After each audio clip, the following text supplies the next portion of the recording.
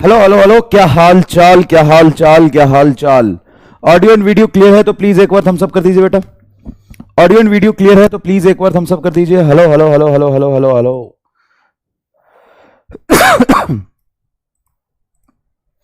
चलिए चलिए, तो आज का कार्यक्रम शुरू करें।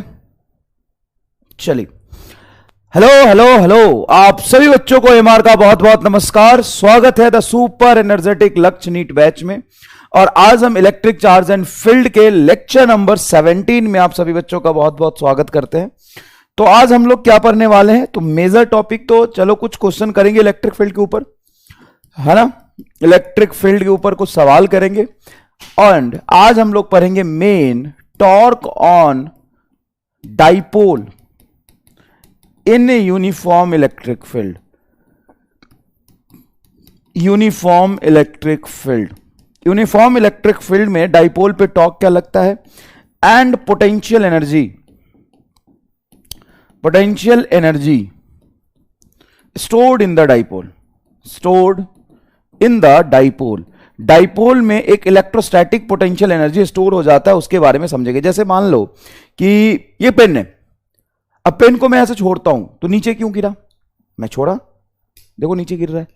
अब ये पेन को छोड़ने से नीचे क्यों गिर रहा है, इसका दो एक्सप्लेनेशन है कि ग्रेविटेशनल फोर्स लग रहा है इसलिए नीचे गिरा।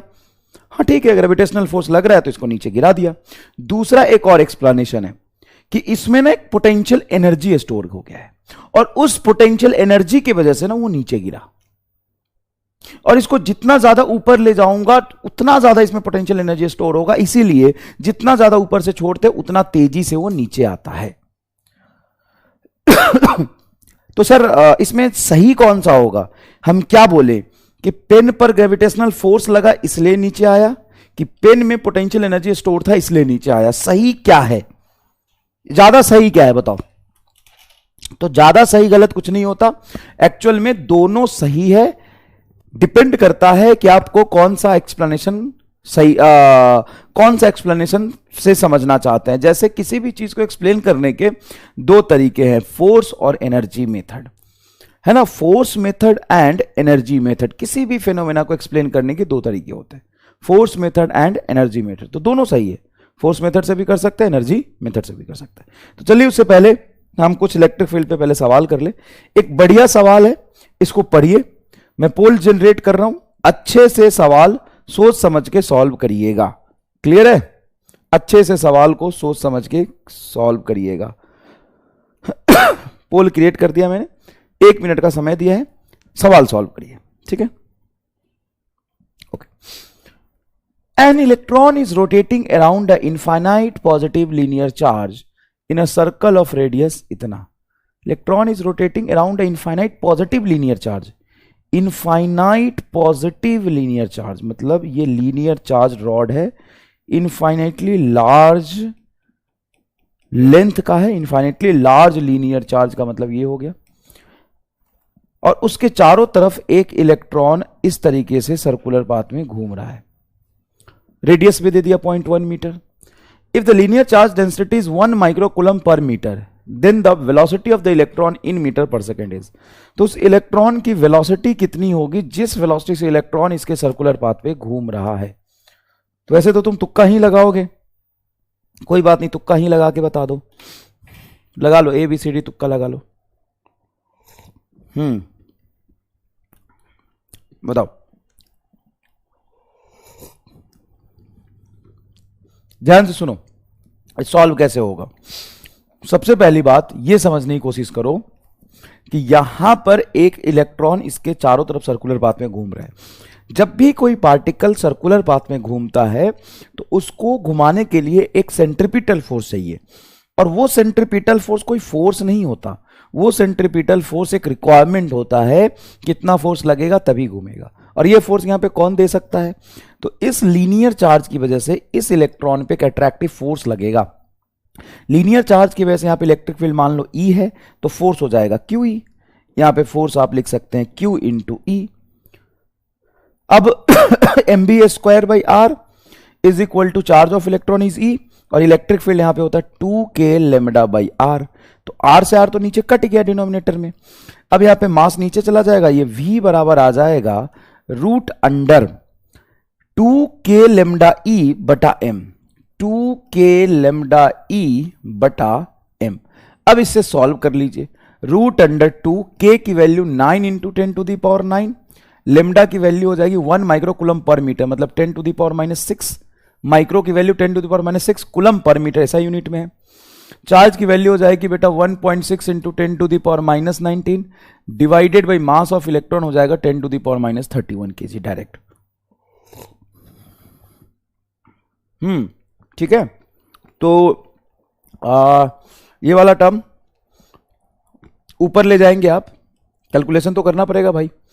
कैलकुलेशन करेंगे तो ये हो गया तुम्हारा लगभग 9 9 दूना 18 multiply 1.6 multiply 10 to the power 9 10 to the power -6, तो ये हो जाएगा 10 to the power 3, 10 to the power 3 और -31 आ जाएगा, तो 10 का पावर 34 लिख सकते हैं क्या?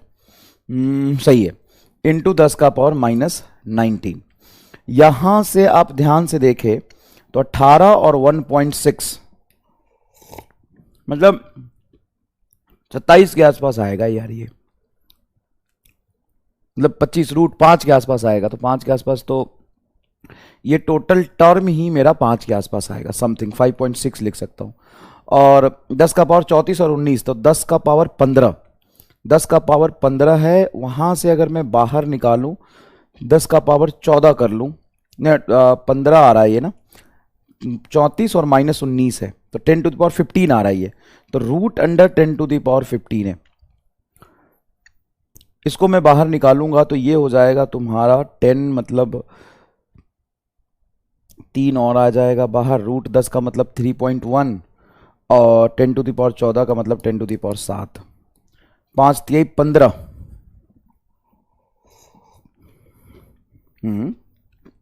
सेकेंड ही मैच कर रहा है यार।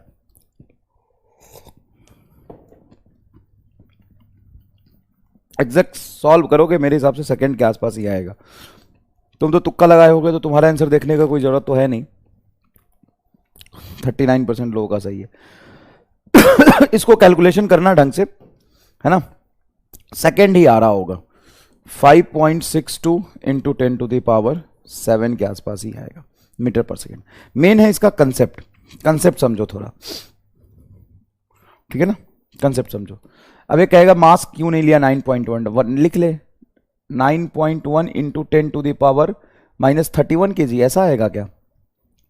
अच्छा, मास ऑफ इलेक्ट्रॉन एक्चुअल में कितना लेते हैं?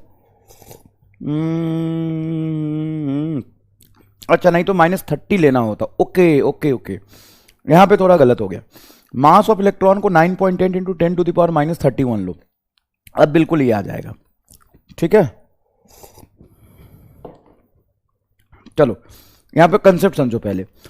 देखो, ये अगर infinitely charge linear charge rod है तो इसके वैसे इलेक्ट्रिक फील्ड कैसा होगा? हर तरफ इस तरीके से जाता हुआ इलेक्ट्रिक फील्ड होगा। अब मान लो यहां पे किसी इलेक्ट्रॉन को अगर तुम v वेलोसिटी से फेंकते हो तो इलेक्ट्रॉन पर जो फोर्स लगता है वो इलेक्ट्रिक फील्ड के अपोजिट लगता है, वो इसको इधर लाना चाहेगा, और तुमने इसको अंदर की तरफ फेंका है v वेलोसिटी से, तो ये अंदर जाना चाहेगा, और तुम इधर खींचोगे QE फोर्स लगा के, तो ये बीच में ऐसे जाएगा, इस तरह के सर्कुलर पाथ पे घूमेगा। किसी भी ऑब्जेक्ट को सर्कुलर पाथ पे घुमाने के लिए mv²/r फोर्स चाहिए, और r रेडियस के सर्कुलर पाथ पे घूम रहा है, और ये इलेक्ट्रोस्टैटिक फोर्स उसको फोर्स दे रहा है QE। तो ये हो जाएगा बेटा mv²/r is equal to charge of electron E, और इलेक्ट्रिक फील्ड हो जाएगा 2k λ/r। r से r कट गया तो v उधर v m नीचे चला जाएगा, v² बराबर ये 2ek λ/m, इसका रूट कर दो, ये तुम्हारा मीटर पर सेकेंड आंसर आ जाएगा। क्या आपको ये चीज समझ में आया? क्या आपको ये चीज समझ में आया? बस यही समझना था, अच्छा सवाल था। ये समझिए, dipole with an electric point P located at a distance r from a long charge thread uniformly with linear charge and lambda, find the force F acting on the dipole। अरे ये तो करा दिया, ये तो करा दिया।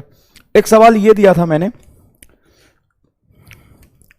याद आया मुझे, याद है मुझे, चिंता मत करो। एक सवाल ये दिया था मैंने कि एक लीनियर चार्ज डेंसिटी लेमडा का एक इनफाइनाइट रॉड है, लीनियर चार्ज डेंसिटी लेमडा का एक इनफाइनाइटली लार्ज रॉड है, और उससे लेमडा 1 चार्ज डेंसिटी दे देता हूं, उससे डी डिस्टेंस पर एक दूसरा इनफाइनाइटली चार्ज्ड लीनियर रॉड है, infinitely charged line charged rod है, इसकी चार्ज डेंसिटी है लेमडा 2। तो बताइए force per unit length between them, force per unit length between them, force per unit length between them, इन दोनों की वजह से फोर्स पर यूनिट लेंथ बताओ क्या होगा।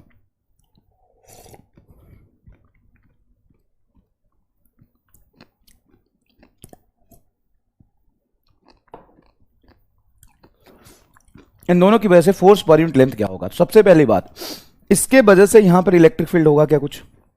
हाँ सर, इलेक्ट्रिक फील्ड होगा, और वो इलेक्ट्रिक फील्ड डिस्टेंस पे डिपेंड करता है। लेमडा 1 अगर चार्ज डेंसिटी है इसका, तो इस लेमडा 1 की वजह से यहां पर एग्जैक्टली इस पॉइंट पर जो इलेक्ट्रिक फील्ड होगा 2k लेमडा 1 बाई डी। हाँ या ना बोलो, 2k लेमडा 1 बाई डी होगा कि नहीं होगा? हाँ sir, 2k lambda 1 by D electric field होगा। अब इलेक्ट्रिक फील्ड हमने निकाल लिया, इलेक्ट्रिक फील्ड निकालने के बाद हम लिखेंगे force F is equal to Q into E. हमें क्या करना है? Force on a unit length लिखना है, force on a unit length. तो फोर्स ऑन यूनिट लेंथ लिखना है, तो यूनिट लेंथ पे जितना चार्ज होगा उतना ही चार्ज लेंगे, क्योंकि इलेक्ट्रिक फील्ड तो इसके वजह से हमने यहां पे लिख लिया 2k लेमडा 1 बाई डी। अब इस रॉड पे, जिस रॉड पे हम फोर्स लिख रहे हैं, उसके एक यूनिट लेंथ पे जो चार्ज होगा वो लेंगे, और एक यूनिट लेंथ पे जो चार्ज होता है उसी को तो लेमडा 2 कहते हैं। तो यहां पे चार्ज की जगह पे रखेंगे आप lambda 2, 2k lambda 1 by D is your answer. खत्म, इससे ज्यादा बात ही नहीं करना कुछ। बताओ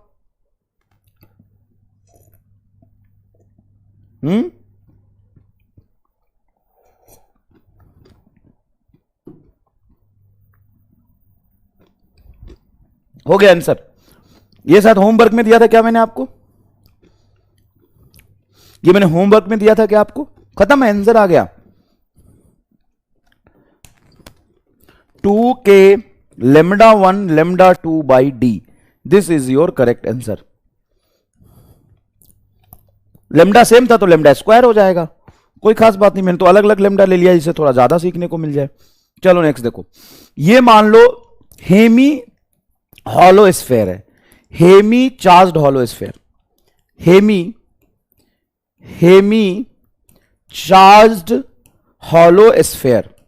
अब हेमी चार्ज्ड हॉलो स्फेयर के सेंटर पर अगर मैं आपसे पूछूं यहां पर कि इलेक्ट्रिक फील्ड किधर होगा, तो बताओ किधर बताओगे? सेंटर पर। तो हॉलो स्फीयर के सेंटर पर इलेक्ट्रिक फील्ड जीरो होता है कि नॉन जीरो होता है? जल्दी बताओ, हॉलो स्फीयर के सेंटर पर इलेक्ट्रिक फील्ड जीरो होता है या नॉन जीरो होता है?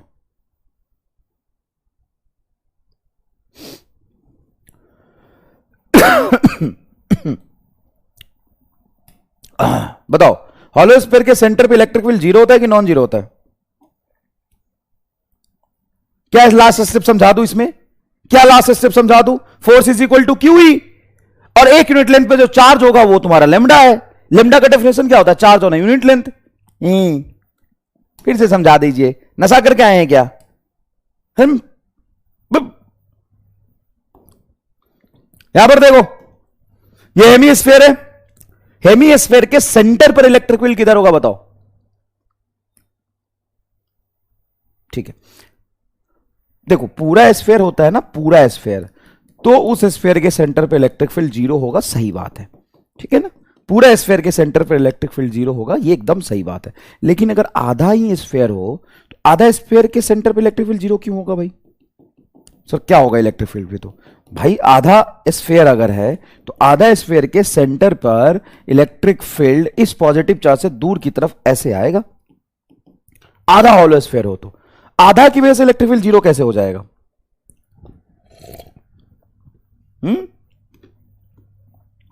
आधा की वजह से इलेक्ट्रिक फील्ड होगा, और एक और आधा ऐसा लाओगे और उसको तुम अगर यहां पे सेंटर पे जाके रख दिए, क्या किए? उसको तुम अगर यहां पे सेंटर पे जाके रख दिए तो इसका भी नीचे की तरफ होता और दोनों का नेट इलेक्ट्रिक फील्ड जीरो हो जाएगा। ऐसे समझो हॉलो स्फीयर आधा कटोरा जैसा है, तो उसके सेंटर पे इस पॉजिटिव चार्ज से दूर भागता हुआ होगा कि नहीं इलेक्ट्रिक फील्ड? होगा। कटोरा लेके देख ले भाई, कटोरा लेके देख ले। ये चार्ज कटोरा है, ऐसे ये चार्ज कटोरा है, तो इस सभी पॉजिटिव चार्ज की वजह से दूर जाता हुआ होगा। सर इसके वजह से नीचे आएगा, दिखा देता हूं ये कटोरा लाके तुमको। हाँ, इतना मंद बुद्धि है ना कि क्या बताऊं मैं।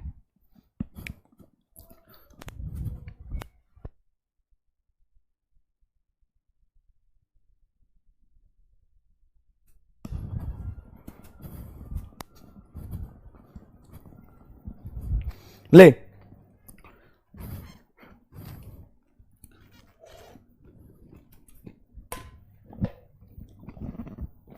ले देख इधर, ये चार्ज हॉलो स्फीयर है।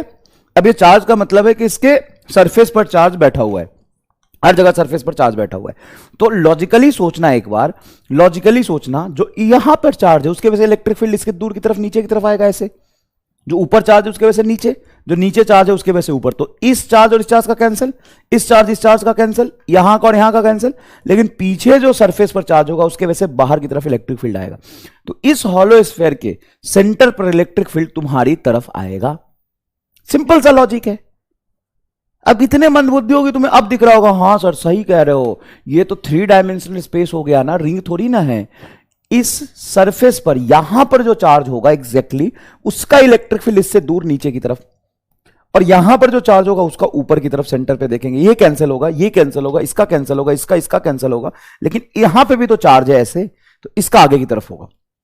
और ऐसा ही एक और हॉलो स्फीयर लाके इस पर चिपका दूं तो कंप्लीट स्फीयर बन जाएगा, उसके वजह से सेंटर पर इलेक्ट्रिक फील्ड क्या होगा, 0। भाई साहब कितना इलेक्ट्रिक फील्ड होगा ये आपके सिलेबस में कैलकुलेट करना नहीं है, लिटरली नहीं है, ठीक है ना। हॉलो स्फीयर की वजह से सेंटर पर इलेक्ट्रिक फील्ड सिलेबस में नहीं है, टाइप करके देख लेना, जितना होगा उतना ही पढ़ोगे ना। लेकिन इलेक्ट्रिक फील्ड किधर होगा ना, ये तुमसे पूछा जा सकता है। तो इस हॉलो स्फीयर के सेंटर पर इलेक्ट्रिक फील्ड देखो किधर है, सर ऊपर की तरफ है। क्लियर है, ऊपर की तरफ है। आज समझ में आ गया सर। ऐसा ही एक और हॉलो स्फीयर लाके अगर मैं रख दूं, ऐसा हॉलो स्फीयर, और एग्जैक्टली इसको लाके चिपका दूं इसके सरफेस पर, तो नेट इलेक्ट्रिक फील्ड क्या हो जाएगा बोलो, 0। नेट इलेक्ट्रिक फील्ड क्या हो जाएगा, 0। एक और ऐसा हेमी चार्ज्ड हॉलो स्फीयर है। हेमी चार्ज्ड, हेमी मतलब आधा, चार्ज्ड हॉलो स्फीयर है, हॉलो स्फीयर है।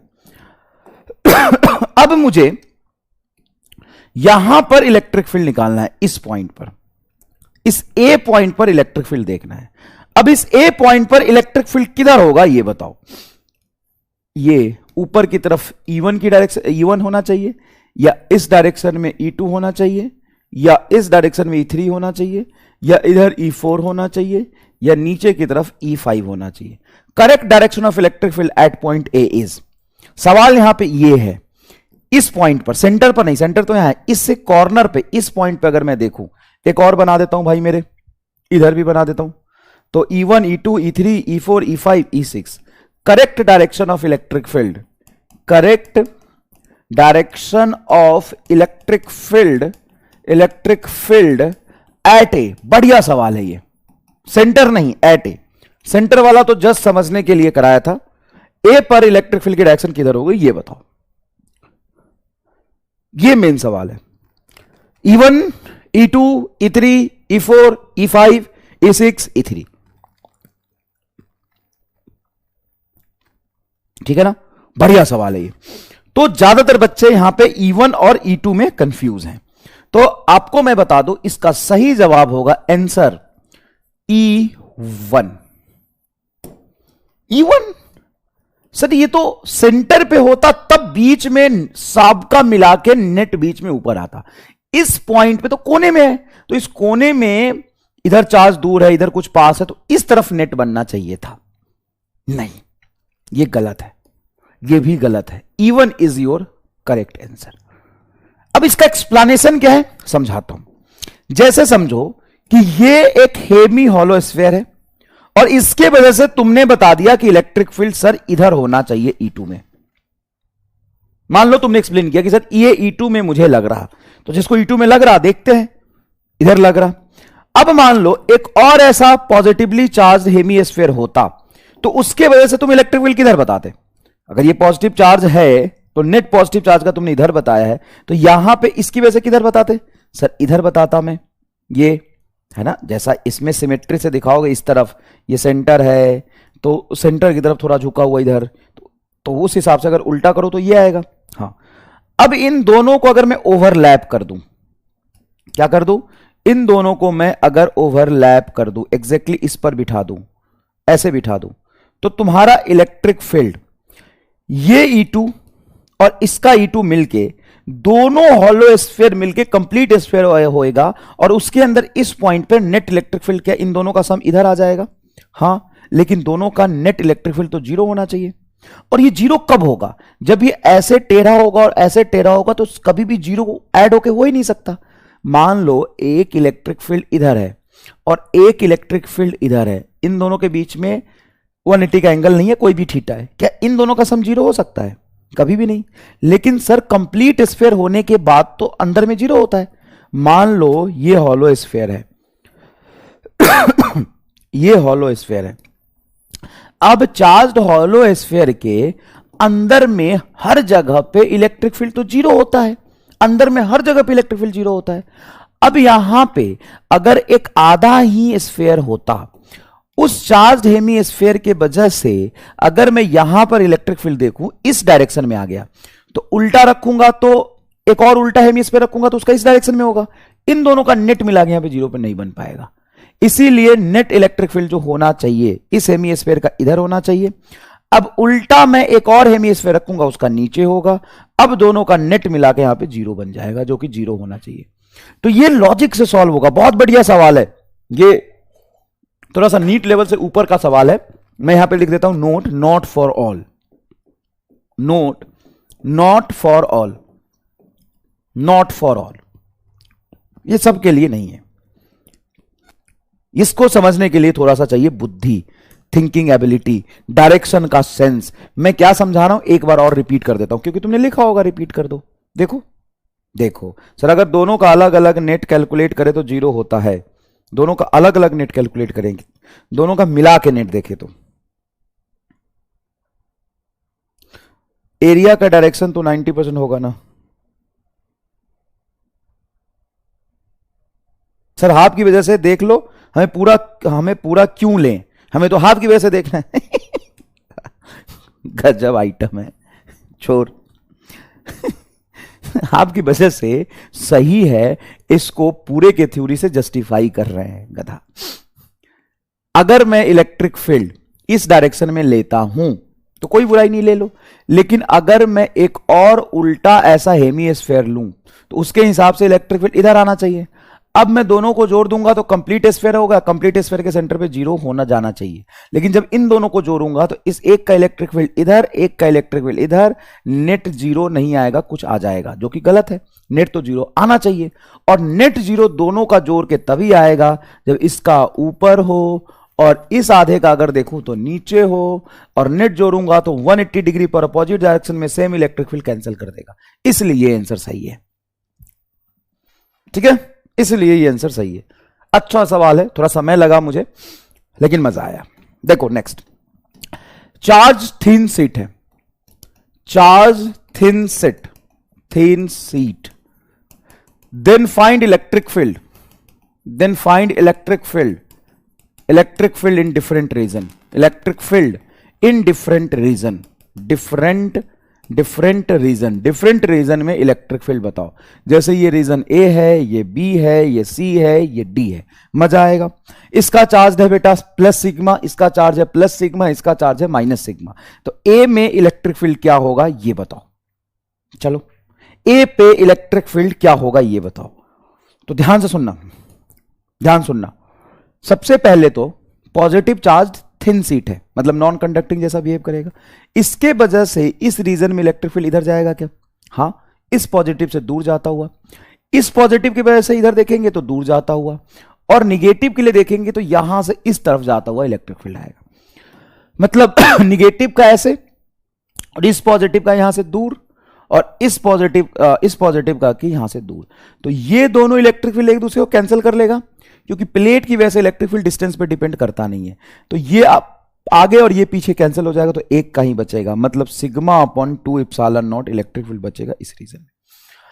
इस रीजन की बात करें अगर हम, तो इस रीजन में ध्यान से देखो, इस पॉजिटिव की वजह से इधर से दूर जाएगा, हाँ इस पॉजिटिव चार्ज प्लेट है प्लस सिग्मा है तो इससे दूर जाता हुआ ऐसा इलेक्ट्रिक फील्ड लाइंस बनेगा, इसके वजह से दूर। इस पॉजिटिव की वजह से इधर दूर जाएगा, निकलेगा ऐसे जाएगा, और निगेटिव की वजह से देखो ये एरो इधर जा रहा, तो ये फिर से एक दूसरे को कैंसिल करेगा, नेट आगे की तरफ इलेक्ट्रिक फील्ड बचेगा बी में भी, ये भी बचेगा सिग्मा अपॉन 2 एप्सिलॉन नॉट। यहां पर देखोगे बेटा तो इस प्लस सिग्मा की वजह से देखो आगे की तरफ, इस प्लस सिग्मा की तरफ के वजह से ऐसे जाएगा इलेक्ट्रिक फील्ड, और इस सिग्मा की वजह से ऐसे जाएगा इलेक्ट्रिक फील्ड, ये आगे ये आगे ये आगे, तीनों ही आगे जा रहा है, तो नेट इलेक्ट्रिक फील्ड होगा सिग्मा अपॉन 2 एप्सिलॉन नॉट का 3 टाइम्स। मजा आया क्या? कहां पे? थर्ड रीजन में। यहां पर देखोगे, यहां पर देखोगे तो निगेटिव की वजह से इस तरफ जाएगा क्या इलेक्ट्रिक फील्ड, निगेटिव की वजह से इधर होगा इलेक्ट्रिक फील्ड निगेटिव की तरफ, इस पॉजिटिव का देखो इससे दूर जा रहा, इस पॉजिटिव वजह से दूर जा रहा, तो ये और ये कैंसिल करेगा, इसके वजह से इधर होगा, तो डी रीजन में इलेक्ट्रिक फील्ड होगा सिग्मा अपॉन 2 एप्सिलॉन नॉट। और सबसे इंपॉर्टेंट बात यह है कि इलेक्ट्रिक फील्ड डिस्टेंस पे डिपेंड नहीं करता, ऐसा तुम नहीं कह सकते कि इस प्लेट से पास देख रहे हैं तो ज्यादा होगा और इस प्लेट की वजह से कम होगा। इलेक्ट्रिक फील्ड डिस्टेंस से इंडिपेंडेंट होता है। इलेक्ट्रिक फील्ड क्या होता है? डिस्टेंस से इंडिपेंडेंट होता है। इस रीजन में इस पॉजिटिव से अवे, इस पॉजिटिव से अवे और निगेटिव की तरफ, तो ये दोनों कैंसिल, ये बचेगा। यहां भी पॉजिटिव से अवे, इस पॉजिटिव से अवे दूर और निगेटिव की तरफ। देखो हम इसका ये वाला इलेक्ट्रिक फील्ड इसका है, देखो निगेटिव की तरफ जा रहा है, इस पॉजिटिव से दूर और यहां पे इस पॉजिटिव से दूर, तो इन दोनों का कैंसिल हो जाएगा, ये एक बचेगा। यहां पे इस पॉजिटिव की वजह से यहां पर इससे दूर, इस पॉजिटिव की वजह से दूर और निगेटिव की वजह से तरफ, तो ये और ये तीनों ऐड हो जाएंगे। कैसा है? कैसा लगा बेटवा? कैसा लग रही पीठ? ओ लो लो लो लो लो लो लो लल्लू राम, हे लल्लू राम।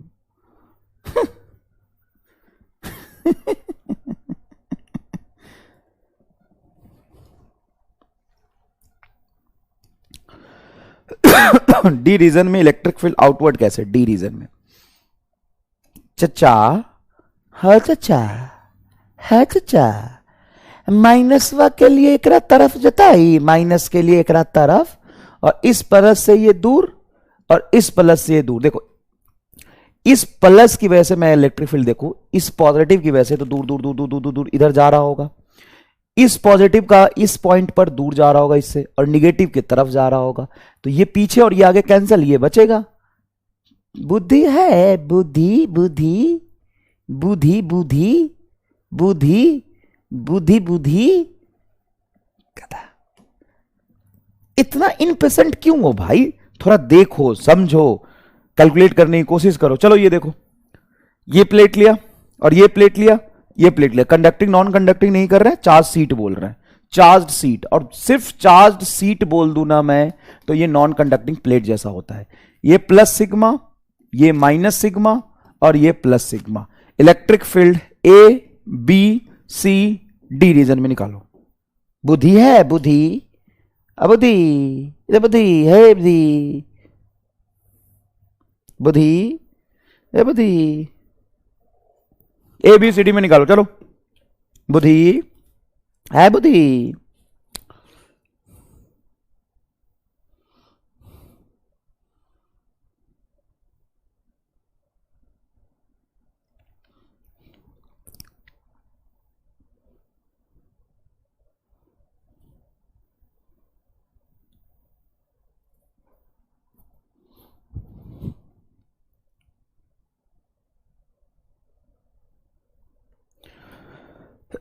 बुद्धि है, बुद्धि है, बुद्धि है, बुद्धि।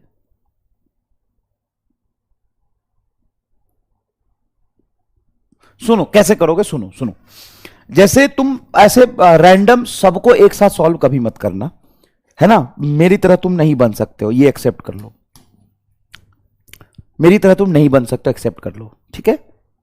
तुम एकदम रामलाल टाइप आदमी, तो एक जगह पर एक बार निकालो। जैसे तुम यहां निकाल रहे हो तो एक काम करो, इस पॉइंट पे निकाल रहे हो तो इस पॉजिटिव की वजह से क्या इलेक्ट्रिक फील्ड इस तरफ दूर जाता हुआ होगा? हाँ, तो यहां पर इलेक्ट्रिक फील्ड पॉजिटिव की वजह से किधर होगा, आगे, और इस निगेटिव की तरफ इलेक्ट्रिक फील्ड होता, तो इस लाइन में इलेक्ट्रिक फील्ड जा रहा होगा, इसके लिए ऐसे जाएगा, सही बात है। और पॉजिटिव की वजह से इलेक्ट्रिक फील्ड इससे दूर जाता हुआ होगा, इधर होगा। तो बताओ ये दोनों की वजह से आगे, इस दोनों की वजह से पीछे और इसके आगे, तो ये एक कैंसिल कर लेगा, एक का बचेगा, तो इलेक्ट्रिक फील्ड ए पॉइंट पे बचेगा sigma upon 2 epsilon naught. Simple सी बात है, इस पॉजिटिव से अबे, इस निगेटिव की तरफ, और उस पॉजिटिव से अबे, तो इस रीजन में पॉजिटिव से दूर, पॉजिटिव से दूर और निगेटिव की तरफ आएगा, ठीक है। इसका रीजन देखो, इस निगेटिव के लिए इसकी तरफ जाएगा, सही है। इस पॉजिटिव से दूर, भाई यहां पर अगर तुम इलेक्ट्रिक फील्ड देखोगे इसके वजह से तो इधर जाता हुआ होगा, और इसके वजह से देखोगे तो ये दूर जाएगा पॉजिटिव चार्ज से इधर, तो ये इलेक्ट्रिक फील्ड और ये इलेक्ट्रिक फील्ड एक दूसरे को कैंसिल करेगा क्या, हाँ, तो एक का बचेगा बस। बी रीजन में भी इलेक्ट्रिक फील्ड आएगा sigma upon 2 epsilon not. Third में देख भाई, थर्ड में इस पॉजिटिव से इससे दूर, सही है, निगेटिव के लिए इसकी तरफ और इस पॉजिटिव से दूर, तो ये कैंसिल हो जाएगा, एक ही बचेगा, इलेक्ट्रिक फील्ड आएगा सिग्मा अपॉन 2 एप्सिलॉन नॉट। यहां पर देखोगे तो इस पॉजिटिव चार्ज से अबे, इस निगेटिव के लिए, इस निगेटिव के लिए इसकी तरफ ही जाएगा, ऐसे निगेटिव के लिए जा रहा है, और पॉजिटिव चार्ज से ये अबे, तो ये आगे और ये पीछे, तो नेट इलेक्ट्रिक फील्ड यहां बचेगा सिग्मा अपॉन 2 एप्सिलॉन। तो क्या इसमें हर रीजन में सिग्मा अपॉन 2 एप्सिलॉन नॉट ही आ गया, हर रीजन में सिग्मा अपॉन एप्सिलॉन नॉट ही आ गया, यस। चलो नेक्स्ट टॉर्क, जैसे अगर मैं 11th क्लास का थोड़ा सा कंसेप्ट रिवाइज कराने की कोशिश करो, तो टॉर्क क्या होता है उसको समझो। टॉर्क होता है force into perpendicular distance. Torque is nothing but cause of change in rotational state of the body, cause of change in rotational state. Torque को हम लिखते हैं आर क्रॉस एफ, जहां पे आर है परपेंडिकुलर डिस्टेंस फोर्स से, force into perpendicular distance from the axis of rotation to the line of force. जैसे मान लो ये एक रॉड है, ठीक है, ऐसे बनाते हैं, ये एक रॉड है और यहां पे हिंज्ड है, सेंट्रल पॉइंट है, सिंपल रॉड है। अब मैं अगर आपसे पूछूं कि यहां पे एक फोर्स लगाया मैंने एफ, इस फोर्स की वजह से इस एक्सिस ऑफ रोटेशन के अबाउट टॉर्क कितना होगा, तो ये फोर्स मैं कहां लगा रहा हूं, वाई एक्सिस में लगा रहा हूं, तो ओ के अबाउट टॉर्क देखने के लिए जहां पर फोर्स लग रहा है उसका डिस्टेंस तुम एक्स में देखोगे। अगर मान लो ये डिस्टेंस आर है, तो तुम्हारा टॉर्क हो जाएगा आर इंटू एफ साइन 90। यहां पर जो हम एंगल लेते हैं ना, जैसे आर क्रॉस एफ है, तो हम लिखते हैं आर एफ साइन थीटा। जहां पे ये थीटा क्या होता है, थीटा होता है angle between r and F. R क्या, जिस पॉइंट पे फोर्स लग रहा है उस पॉइंट की पोजीशन वेक्टर। तो यहां पे फोर्स की पोजीशन वेक्टर ये हो गई, और इस पॉइंट पे फोर्स नीचे की तरफ लग रहा है, तो आर और एफ के बीच में एंगल क्या है, आर और एफ के बीच में एंगल है 90, तो आर एफ साइन 90, साइन 90 की वैल्यू क्या होती है 1, तो सिंपल आर एफ हो जाएगा। अगर यही रॉड कुछ इस तरह का है, ऐसा रॉड है, ठीक है भाई, और यहां पर आपका जो फोर्स लग रहा है वो ऐसे लग रहा है, ऐसे लग रहा है, इस पॉइंट के अबाउट मुझे टॉर्क लिखना है, तो इस पॉइंट से फोर्स जहां पे लग रहा है उसकी पोजीशन वेक्टर ये आर हो गई, और ये ऐसे फोर्स लग रहा है, तो टॉर्क लिखोगे आप r F into sine 0 degree. Sine 0 degree क्यों, क्योंकि पोजीशन वेक्टर किधर है, वाई एक्सिस में नीचे की तरफ है, जहां पर फोर्स लग रहा है उसका पोजीशन वेक्टर देखते हैं। आर होता है जहां पर फोर्स लग रहा है, तो फोर्स कहां लग रहा है यहां पे, तो इसका पोजीशन वेक्टर रेफरेंस से देखेंगे, तो ये आर और ये एफ, ये पे सीधा टॉर्क आ जाएगा 0। फिजिकली अगर मैं समझाऊं तो जब भी तुम टॉर्क लिखो तो आसान तरीका बताता हूं एक, अगर फोर्स एक्स में लग रहा है तो उसका पोजीशन वेक्टर वाई में लिखो, अगर फोर्स वाई में लग रहा है तो पोजीशन वेक्टर एक्स में लो। आर और एफ एक दूसरे से परपेंडिकुलर होने चाहिए, तभी यहां पे टॉर्क का कोई मतलब है।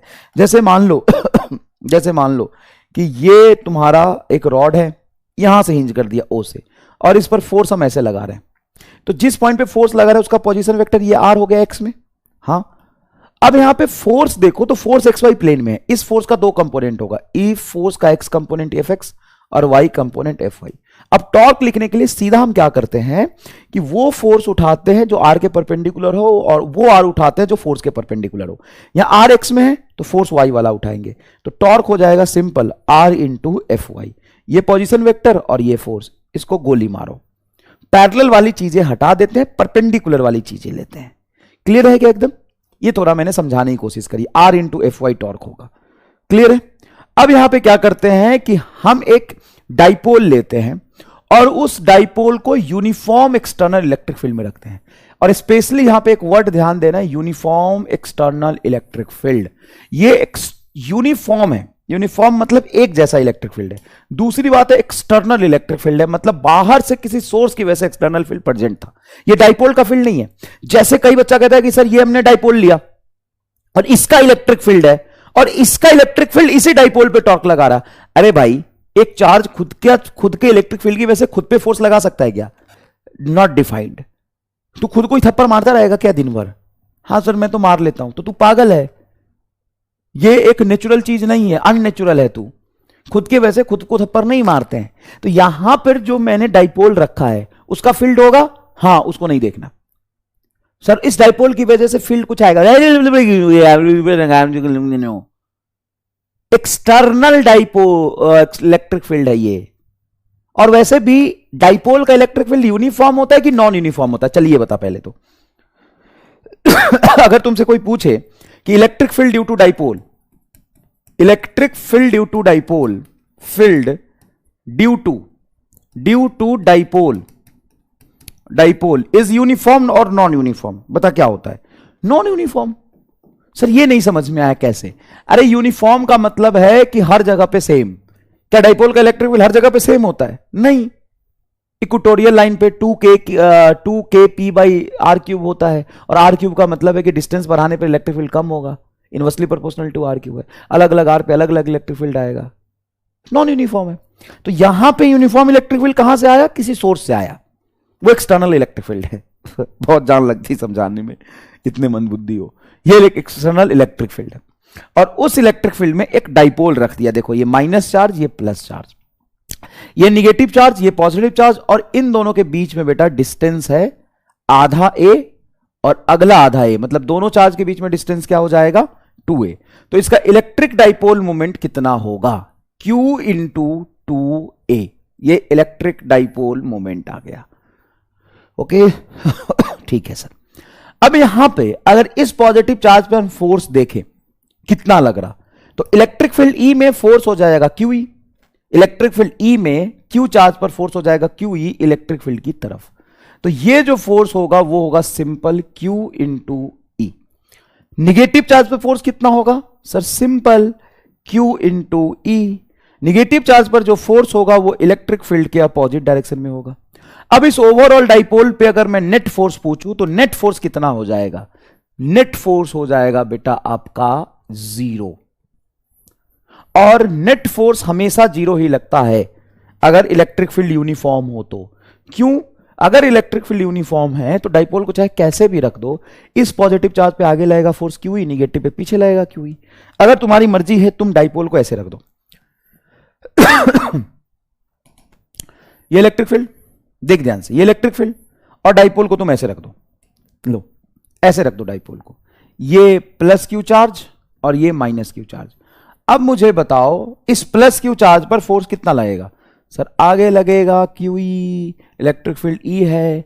माइनस चार्ज पे फोर्स कितना लगेगा? सर पीछे लगेगा QE। टोटल फोर्स बताओ इस पर क्या हो गया? नेट फोर्स हो गया आपका 0। अगर तुम डाइपोल को उल्टा रख दो, चलो उल्टा रख दो, डाइपोल को ऐसे रख दो, सारा मर्जी तुम पॉसिबिलिटी देख लो। प्लस चार्ज यहां पे Q और माइनस चार्ज यहां पे Q। अब इस पर फोर्स देखो, तो माइनस पे फोर्स पीछे लगेगा QE और प्लस पे फोर्स आगे लगेगा QE। नेट फोर्स बोलो क्या होगा? 0। तुम्हारी मर्जी। नहीं नहीं नहीं सर डाइपोल को ना ऐसे रखने से नहीं होता है, आप बकलोल बना रहे हो, डाइपोल को ऐसे रख दो। मैं बना नहीं रहा हूं बेटा, तुम बचपन से ही हो। प्लस Q और ये माइनस Q। अब प्लस Q पर फोर्स देखोगे तो इलेक्ट्रिक फील्ड की तरफ लगेगा QE, और माइनस चार्ज पे फोर्स देखोगे पीछे लगेगा QE। अब इन तीनों ही केस में नेट फोर्स बताओ क्या लग रहा है? नेट फोर्स लग रहा है 0। और जब नेट फोर्स 0 हो तो इसको कहते हैं translational equilibrium. Translational equilibrium, equilibrium का मतलब होता है कि उस पर नेट फोर्स 0 लग रहा है।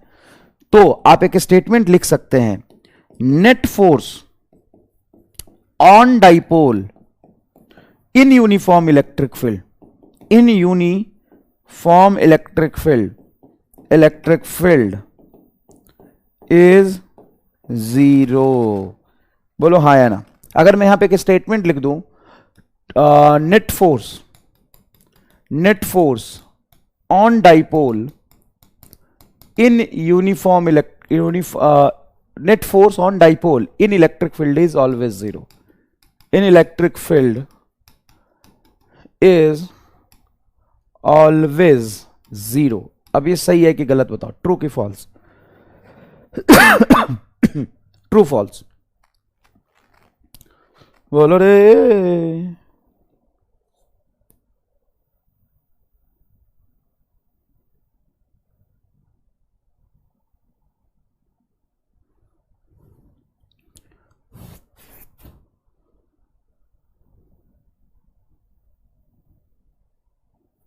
बोलो रे।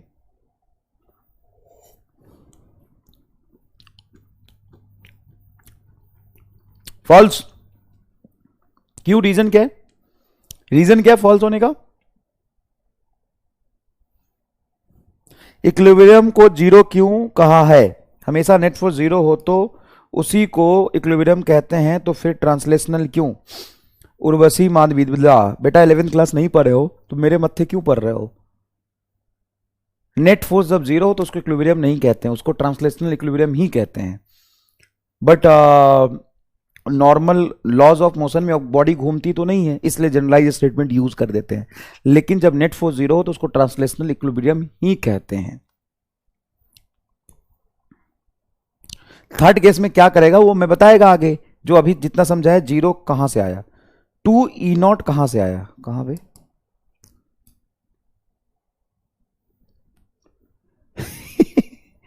इसको ब्लॉक कर दिया जाए। कौन है? अमन शर्मा। इसको दो चार शब्द कहना चाहोगे क्या अमन को अपनी तरफ से कुछ? क्योंकि पॉपुलर डाउट में आया है, मतलब पीछे से टीचर्स बोले हैं कि ये बहुत अच्छा डाउट पूछा है ना। पीछे से जो पॉपुलर डाउट आता है वो डाउट सेलेक्ट होके आता है।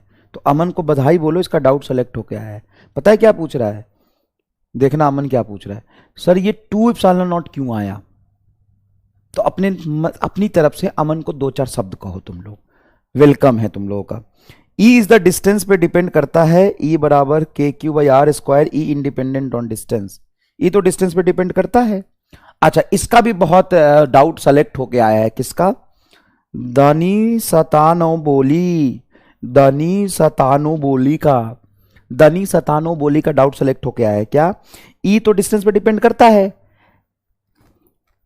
बेटा अगले 10 मिनट तक तुम अपने आप को 5 चप्पल मारोगे। पहले तो इलेक्ट्रिक फील्ड मतलब एक ही चीज का इलेक्ट्रिक फील्ड होता है क्या? इलेक्ट्रिक फील्ड डिस्टेंस पे डिपेंड करता है, और इसने लिखा है KQ/R²। KQ/R² पॉइंट चार्ज का इलेक्ट्रिक फील्ड है, और यहां पे हम सीट की बात कर रहे हैं। बेटा जीवन में कुछ भी करना, डॉक्टर मत बनना, रिक्वेस्ट है। क्यों?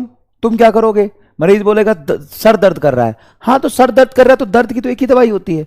मरीज बोलेगा पेट दर्द कर रहा है। हाँ तो दर्द तो एक ही होता है। कोई बोलेगा पीठ दर्द कर रहा है। हाँ तो दर्द तो एक ही होता है। पेट दर्द करे, सर दर्द करे, पैर दर्द करे, हाथ दर्द करे, दर्द का मतलब तो दर्द है।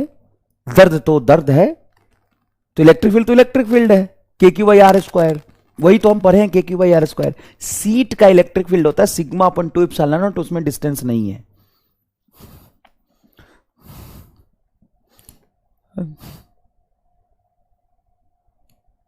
भगवान।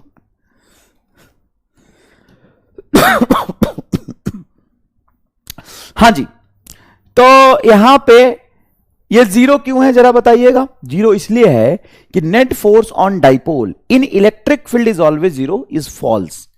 क्योंकि इलेक्ट्रिक फील्ड में जीरो बोला है, जबकि इलेक्ट्रिक फील्ड तो नॉन यूनिफॉर्म भी हो सकता है, उसमें तो फोर्स लग जाएगा। यहां पे कैसा इलेक्ट्रिक फील्ड है? Uniform electric field. तो ये स्टेटमेंट तुम्हारा सही है। क्या क्या स्टेटमेंट सही है? Net force on the dipole in uniform electric field is zero. Uniform electric field में नेट फोर्स जीरो लगता है। यूनिफॉर्म इलेक्ट्रिक फील्ड में नेट फोर्स जीरो लगता है। यूनिफॉर्म इलेक्ट्रिक फील्ड में नेट फोर्स जीरो लगता है। यूनिफॉर्म इलेक्ट्रिक फील्ड में।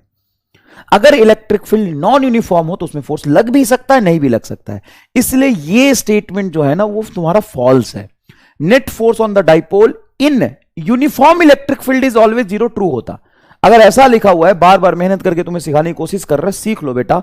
Net force on dipole, dipole in uniform electric field, uniform electric field, electric field is always zero लिखा हो, always zero लिखा हो, तो ये तुम्हारा बेटा ट्रू है। यूनिफॉर्म इलेक्ट्रिक फील्ड में नेट फोर्स हमेशा जीरो होता है। सिर्फ इलेक्ट्रिक फील्ड लिखे तो भाई इलेक्ट्रिक फील्ड तो दो तरह का हो सकता है, यूनिफॉर्म भी हो सकता है, नॉन यूनिफॉर्म भी हो सकता है। समझे, समझे? ओके, अब देखिए भाई, तो नेट फोर्स जीरो है तो क्या बोलेंगे इसको? Translational equilibrium, translational equilibrium. Net force zero होने का मतलब है ट्रांसलेशनल इक्विलिब्रियम है। अब इस पे टॉर्क लगेगा क्या? हाँ यार, मान लो कि ये डाइपोल है, ये इसका सेंटर है डाइपोल का, इस डाइपोल के सेंटर से अगर इस पॉजिटिव चार्ज को पकड़ के आगे खींचा जाए, इस निगेटिव चार्ज को पकड़ के पीछे खींचा जाए, तो ये घूम जाएगा। हाँ, तो घूमन जो फोर्स घुमा दे उसको हम कहते हैं टॉर्क। तो इस पर टॉर्क कितना लग रहा है ये देखते हैं। तो टॉर्क जब आप देखोगे तो ध्यान से देखो, इस पॉइंट के अबाउट चीजें घूम रही, तो इस पॉइंट के अबाउट टॉर्क लिखोगे। अब मुझे बताओ यहां से यहां की डिस्टेंस कितनी है? सर ए। फोर्स कहां लग रहा है? एक्स में। और ये डिस्टेंस एक्स में कि वाई में कि एक्स वाई प्लेन में? तो सर ये तो एक्स वाई प्लेन में। तो आप देखोगे कि ये एंगल कितना बना रहा, मान लो एंगल थीटा बना रहा। तो अब इस ए डिस्टेंस का दो कंपोनेंट होगा, ऊपर की तरफ जो कंपोनेंट होगा वो होगा ए साइन थीटा। क्यों? एक्स एक्सिस से थीटा एंगल बन रहा है, तो इस ए का एक्स कंपोनेंट कितना होगा? ए कॉस थीटा। अब मुझे बताओ ओरिजिन के रिस्पेक्ट में आगे ए कॉस थीटा और आगे ही फोर्स, तो ये टॉर्क डिफाइन करेगा नहीं। टॉर्क हो जाएगा y वाला डिस्टेंस और x वाला force, QE a sin theta. क्या होगा? QE a sin theta, force into distance. उसी तरीके से O के रिस्पेक्ट में यहां भी डिस्टेंस देखोगे तो ये हो जाएगा तुम्हारा a sin थीटा, y वाला डिस्टेंस और x वाला फोर्स, ये भी हो जाएगा तुम्हारा QE a sin theta. Sir ये दोनों टॉर्क का डायरेक्शन सेम होगा कि अपोजिट? चलो मुझे बताओ, अगर सेंटर के रिस्पेक्ट में इसको आगे खींचूंगा तो क्या ऐसे घूमेगा? हाँ, कैसा घूम रहा है? क्लॉकवाइज। इसको अगर मैं पीछे घूमूंगा तो ये कैसा घूमेगा? क्लॉकवाइज ही तो घूम रहा है ऐसे दोनों, तो दोनों में टॉर्क का डायरेक्शन सेम आएगा। तो ये QE a sin theta, QE a sin theta, तो ये क्या हो जाएगा? 2QE a sin थीटा, ये टॉर्क आ गया। इसमें बड़े ध्यान से एक चीज देखो, क्या मैं Q इंटू 2A को P लिख सकता हूं? हाँ, तो 2QA को मैं P लिख सकता हूं। देखो 2QA को P लिख सकता हूं, तो ये हो जाएगा PE साइन थीटा। जब भी किसी फॉर्मूले में साइन थीटा है तो उसको क्रॉस प्रोडक्ट के टर्म्स में चेंज कर सकते हैं। क्या मैं इसको ये भी लिख सकता हूं? P vector cross E vector. हाँ, तो ये आपका आ गया टॉर्क P क्रॉस E। इसको लिख सकते हैं आप PE sine theta, where theta is the angle between, theta is the angle between electric field and dipole moment. और बिल्कुल सही है, ये माइनस क्यू से प्लस क्यू की तरफ ये डाइपोल मोमेंट और ये इलेक्ट्रिक फील्ड, इन्हीं के बीच का एक एंगल थीटा तो है। सर बहुत आसान है। अब ध्यान से सुनना, ध्यान से सुनना। सर इसमें जो इलेक्ट्रिक फील्ड था उसने नेट फोर्स कितना लगाया? 0। और टॉर्क कितना लगाया? P cross E। मतलब इलेक्ट्रिक फील्ड उस पर नेट फोर्स 0 लगा रहा है और हमेशा नेट फोर्स 0 लगाएगा चाहे कोई भी एंगल बने। मतलब इलेक्ट्रिक फील्ड उसको घुमाना नहीं, नेट फोर्स लगा के उसको लेके कहीं नहीं जाना चाहता, लेकिन उसको घुमाना चाहता है। और किधर घुमाना चाहता है? अपने डायरेक्शन में ओरिएंट करना चाहता है। जैसे अभी ये डाइपोल ऐसे छोड़ दोगे तो इलेक्ट्रिक फील्ड की तरफ ऐसे घूम जाना चाहेगा, है ना? ऐसे छोड़ोगे तो ऐसे घूम जाना चाहेगा। मतलब इलेक्ट्रिक फील्ड, ध्यान सुनना, इलेक्ट्रिक फील्ड डाइपोल से प्यार करता है। मेरी बात सुनना ध्यान से। गाली दूंगा तो ये तो बोलेगा कि मैं खराब पर आ रहा हूं। अबे ढंग से पैदा ले ले, फिर बोलना कि मैं ठीक पर आ रहा हूं कि खराब पर आ रहा हूं। समझ गया? ढंग से पैदा ले ले पहले। कह रहा है सर आप खराब पर आ रहे हो। हाँ, तो गाली सुनोगे तो ये तो बोलोगे ही, ये डिस्टेंस तो डिपेंड करता है कि इलेक्ट्रिक फील्ड नॉन यूनिफॉर्म हो तो ये पॉपुलर डाउट में नहीं आएगा भाई। इलेक्ट्रिक फील्ड नॉन यूनिफॉर्म हो तो मैं आगे पढ़ाऊंगा। सर जो सेलेक्ट कर रहे हो ध्यान से सुनो, आगे के टॉपिक के डाउट मत भेजो। मैं डाउट बताना चाहता हूं सच में। सर सुन रहे हो तो ध्यान से सुनो, आगे के टॉपिक के मत भेजो डाउट। अभी non uniform electric field uniform में थोड़ी ना पढ़ाऊंगा यार।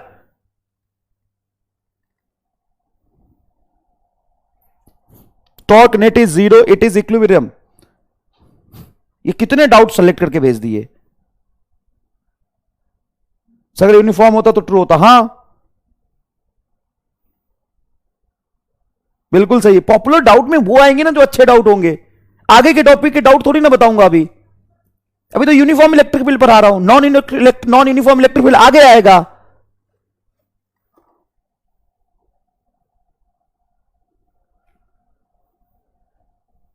इलेक्ट्रिक फील्ड नॉन यूनिफॉर्म हो तो, और तू कृष्णा सिंधे चप्पल खाएगा क्या? नशे में है। नॉन यूनिफॉर्म होगा तो क्या होगा, वो तो अगला टॉपिक आएगा। यूनिफॉर्म वाला तो समझ ले अभी टॉर्क। यार हट, चल देंगे यहां पे।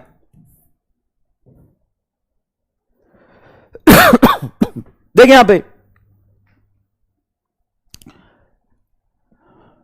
क्या देखेगा। अब सुन, जो इलेक्ट्रिक फील्ड है वो डाइपोल से प्यार करता है, लेकिन उसको कहीं लेके नहीं जाना चाहता, उस पर नेट फोर्स 0 लगाना चाहता है, बट उस पर टॉर्क लगा के उसको अपनी डायरेक्शन में घुमा के रखना चाहता है। मेरी बात सुनना, इलेक्ट्रिक फील्ड क्या चाहता है? इलेक्ट्रिक फील्ड डाइपोल पर नेट फोर्स 0 लगाता है, उसको कहीं भी लेके नहीं जाना चाहता, मतलब उसको रत्ती भर ट्रांसलेट नहीं करेगा, आगे पीछे उसका सेंटर ऑफ मास नहीं जाएगा। लेकिन डाइपोल अगर थोड़ा भी इधर उधर देख रहा होगा तो इलेक्ट्रिक फील्ड उस पर टॉर्क लगा के उसको अपनी तरफ घुमा देगा।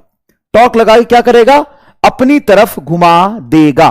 चल देखिए यहां पर समझ, ये भाई तुम्हारा इलेक्ट्रिक फील्ड है, दिख रहा है? ये भाई तुम्हारा इलेक्ट्रिक फील्ड ऊपर की तरफ है, हां, और ये तुम्हारा है डाइपोल, ये निगेटिव चार्ज है, ये पॉजिटिव चार्ज है, ये थीटा एंगल बना रहा है। अब यहां से जब मैं छोड़ूंगा तो पॉजिटिव चार्ज पे फोर्स देख इलेक्ट्रिक फील्ड की तरफ लगा, हां, निगेटिव चार्ज पे फोर्स कहां लगा? इलेक्ट्रिक फील्ड से अपोजिट लगा, हां। इस पर नेट फोर्स बता, इस पर नेट फोर्स सर 0 होगा, इस पर नेट फोर्स क्या होगा? 0 होगा।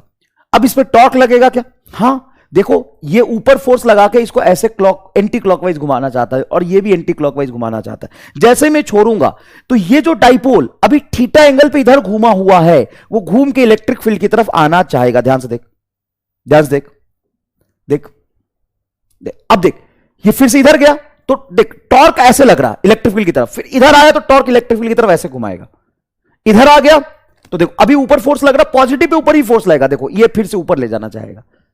तो सर ये तो ऑसिलेट करने लग गया। हाँ ऑसिलेट करेगा ना, क्यों करेगा ऑसिलेट? ये हाथ से बना के दिखाता हूं, देखना ध्यान से, फील करना इस बात को। जैसे मान ले ये तुम्हारा एक इलेक्ट्रिक फील्ड है और डाइपोल को तुम ऐसे रख दो, ये माइनस क्यू चार्ज है, सॉरी ये प्लस क्यू चार्ज है, ये बन रहा है थीटा एंगल। तो अब क्या होगा? अब क्या होगा बताओ सर? अब ये होगा कि निगेटिव चार्ज से पॉजिटिव चार्ज की तरफ डाइपोल रखा है, ये थीटा इसको पकड़ के अपनी डायरेक्शन में घुमाना चाहेगा। अभी इस पर टॉर्क किधर लगेगा? इलेक्ट्रिक फील्ड की तरफ, ऐसे ऐसे टॉर्क लगेगा, और ये इलेक्ट्रिक फील्ड इस डाइपोल को अपनी डायरेक्शन में घुमाना चाहेगा। क्लियर है?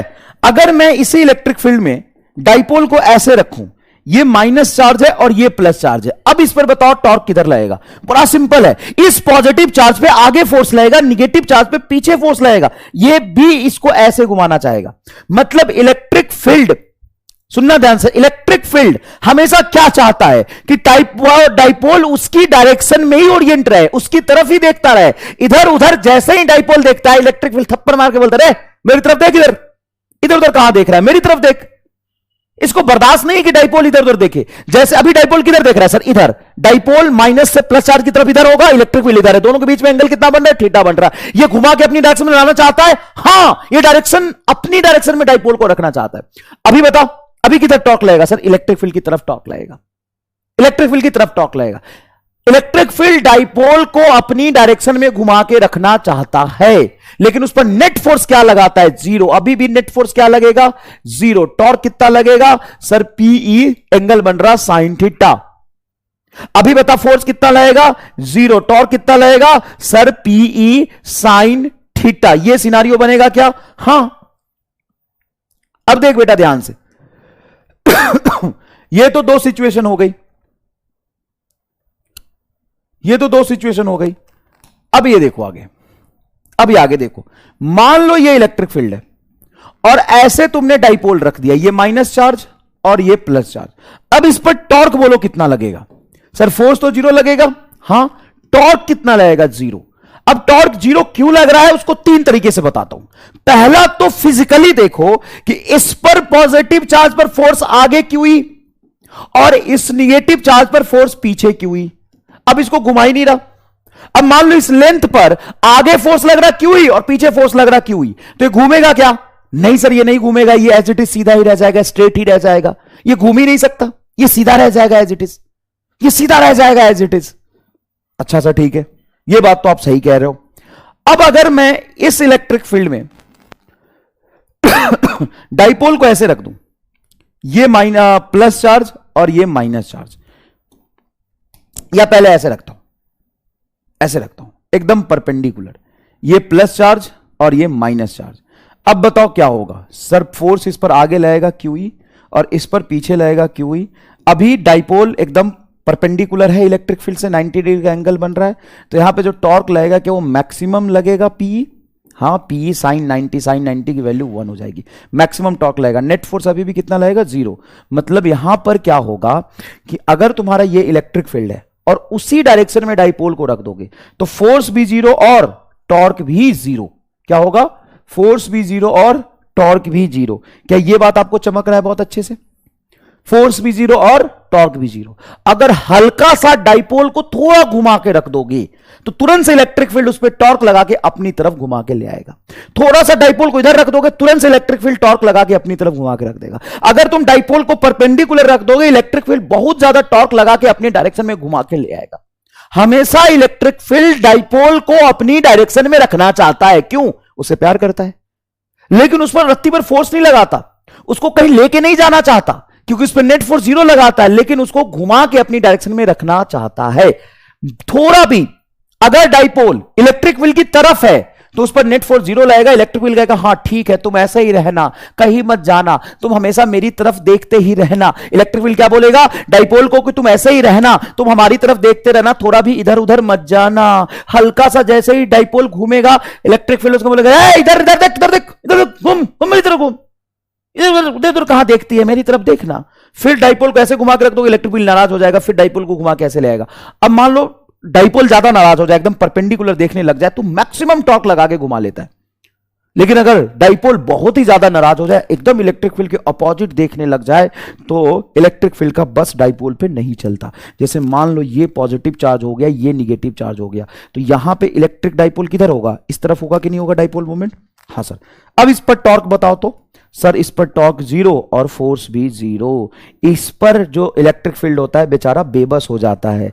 इस पर जो इलेक्ट्रिक फील्ड होता है वो क्या हो जाता है? बेबस हो जाता है। कैसे बेबस हो जाता है? नहीं लगा पाता है। वो चाहता है कि डाइपोल उसकी तरफ घूम के आ जाए, लेकिन वो टॉर्क लगा ही नहीं पाता है। मतलब बहुत ज्यादा नाराज हो जाए। एक लिमिट में नाराज होती है डाइपोल तो ठीक है, लेकिन एकदम ही ज्यादा नाराज हो जाए, एकदम ऐसे देखने लगे और इलेक्ट्रिक फील्ड ऐसे, डाइपोल ऐसे, कोशिश करके भी इलेक्ट्रिक फील्ड उस पर टॉर्क लगा के घुमा के नहीं ला पा रहे। हाँ, अगर थोड़ा बहुत भी डाइपोल का मन हो जाए, थोड़ा बहुत डाइपोल टिल्टेड अगर होगी, थोड़ा बहुत यहां से डाइपोल टिल्टेड हो जाए, जैसे ये इलेक्ट्रिक फील्ड है, और हल्का सा डाइपोल ऐसे हो जाए, देखो ये प्लस चार्ज और ये माइनस चार्ज, तुरंत इलेक्ट्रिक फील्ड बोलेगा अब तू आई ना मेरे बस में। इस पर आगे फोर्स लगाएगा QE और इस पर पीछे फोर्स लगाएगा QE। ये धीरे धीरे ऐसे देखो घूमते हुए इलेक्ट्रिक फील्ड की तरफ आ जाएगा। समझ में आया क्या? समझ में आया क्या? तो यहां पे चलो फिर से तुम्हें समझा दें। हम क्या समझा दें कि जब भी इस किसी डाइपोल को हमने Q चार्ज लिया, उसका बीच में डिस्टेंस 2 है, तो डाइपोल मोमेंट हो जाएगा तुम्हारा Q × 2a। उस पर नेट फोर्स अगर 0 लग रहा है, मतलब यूनिफॉर्म इलेक्ट्रिक फील्ड है, तो डाइपोल को चाहे जैसे भी रख दो। अगर यूनिफॉर्म इलेक्ट्रिक फील्ड है तो डाइपोल को चाहे जैसे भी रख दो, उस पर नेट फोर्स हमेशा 0 लगेगा। अगर यूनिफॉर्म इलेक्ट्रिक फील्ड है तो, अगर यूनिफॉर्म इलेक्ट्रिक फील्ड है तो डाइपोल को कैसे भी रखो, उस पर नेट फोर्स हमेशा 0 लगेगा। उस पर टॉर्क कितना लगेगा? टॉर्क लगेगा P × E, मतलब PE sin थीटा। अगर डाइपोल और इलेक्ट्रिक फील्ड में बीच में एंगल 0 है तो टॉर्क 0। यहां पे फिर से दोबारा लिख देता हूं, इफ थीटा इज 0 और 180 डिग्री, क्या टॉर्क 0 हो जाएगा? हाँ सर। अगर थीटा तुम्हारा 90 डिग्री हो गया तो क्या टॉर्क मैक्सिमम हो जाएगा? हाँ सर, टॉर्क मेरा मैक्सिमम PE हो जाएगा। लो, क्या मैं ये आपको 4 बार समझा दिया? कि इलेक्ट्रिक फील्ड और डाइपोल के बीच में अगर एंगल जीरो हो तो torque zero, electric field dipole के बीच में अगर 180 का एंगल हो तो भी टॉर्क जीरो, 90 का एंगल हो तो टॉर्क मैक्सिमम, और कोई भी एंगल होगा तो टॉर्क लगेगा। और टॉर्क की डायरेक्शन हमेशा डाइपोल पे इलेक्ट्रिक फील्ड की तरफ ही घुमाने की कोशिश करेगा। हाँ या ना बताओ। ले भाई, ये देख ले, ये देख ले, सिचुएशन देख ले, ये माइनस से प्लस की तरफ ये डाइपोल मोमेंट होगा, इधर ये डाइपोल मोमेंट, और इसमें एंगल थीटा बन रहा है P sine theta, electric field की तरफ, फोर्स हमेशा जीरो। अगर एंगल 0 डिग्री है यहां पे तो देखो टॉर्क क्या लग रहा है, 0 लग रहा है। एंगल 90 डिग्री है तो टॉर्क मैक्सिमम लग रहा है। यहां पे एंगल 180 डिग्री है, डायग्राम के साथ भी बता दिया क्या अलग अलग, डायग्राम के साथ भी बता दिया क्या अलग अलग। चलो अब सवाल कर लेते हैं फटाफट। देख भाई सवाल, ये सवाल जो है बहुत इजी है। Electric dipole consist of two opposite charge each of magnitude 1 microcoulomb separated by a distance 2 centimeter. The dipole is placed in an external field of 10 to the power 5 Newton per coulomb. Then maximum torque on the dipole is. भाई NEET 2013 में भी एकदम same सवाल पूछा है, वो भी मैं आपको करा देता हूं। ध्यान से सुनिए, अगर आपको ये फॉर्मूला याद रह गया कि टॉर्क बराबर होता है पीई साइन थीटा, ठीक है। अब मैक्सिमम टॉर्क पूछा है तो मैक्सिमम टॉर्क कब लगेगा, जब थीटा 90 होगा। तो टॉर्क बराबर हो जाएगा dipole moment Q, charge Q, इन दोनों के बीच में डिस्टेंस A। 2a लिखना जरूरी है क्या? नहीं, दोनों के बीच में डिस्टेंस अगर 2a मानोगे तो 2a लिखो, A मानोगे तो A लिखना, into electric field E sine 90। हमसे टॉर्क ही पूछा है, चार्ज की वैल्यू दे दिया 1 माइक्रोकूलम मतलब 10 टू द पावर -6। दोनों के बीच में डिस्टेंस 2 सेंटीमीटर मतलब 2 इंटू 10 टू द पावर -2 ऐसा यूनिट में लिखेंगे तो सेंटीमीटर को मीटर में बदलेंगे। इलेक्ट्रिक फील्ड 10 का पावर 5 न्यूटन पर मीटर ऐसा यूनिट में दिया हुआ है, साइन 91 हो गया। तो 10 का पावर 2 इंटू 10 का पावर -6, 10 का पावर 5, 10 का पावर -1, 10 का पावर -2 है तो -3 आ जाएगा। ये न्यूटन इंटू मीटर। टॉर्क का यूनिट होता है फोर्स इंटू डिस्टेंस मतलब newton metre. 2 into 10 to the power -3, 2 into 10 to the power -3 newton metre, second answer. अब बताओ कितना आसान सवाल है, बोल कितना आसान सवाल है।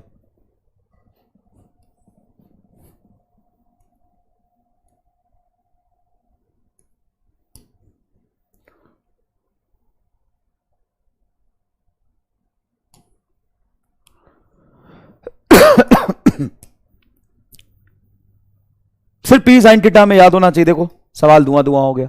Next, the torque acting on the electric dipole of dipole movement in electric field is. Torque P dot ई तो नहीं होता है, टॉर्क पी ई वेक्टर नहीं होता है, पी क्रॉस ई होता है। और ऐसे सवाल 2-3 बार नीट में आए हैं, ये आए हैं बेटा नीट में 2-3 बार आए हैं। ये देखो, ये नीट 2018, अगर आपको भरोसा ना हो तो जाके टाइप करके देख लेना, समझ गया, टाइप करके देख लेना। नीट 2018 एंड नीट 2023, अभी इसी साल डिट्टो सेम सवाल, बस 2 के जगह पे 5 था और कुछ नहीं। Same language, same concept, same सवाल, एकदम सेम। चलो इसको करो ध्यान से।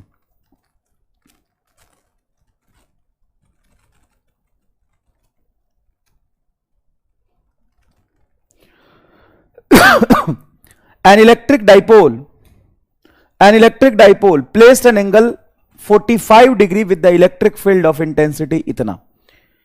It experience a torque of 15 into 10 to the power 2 Newton meter.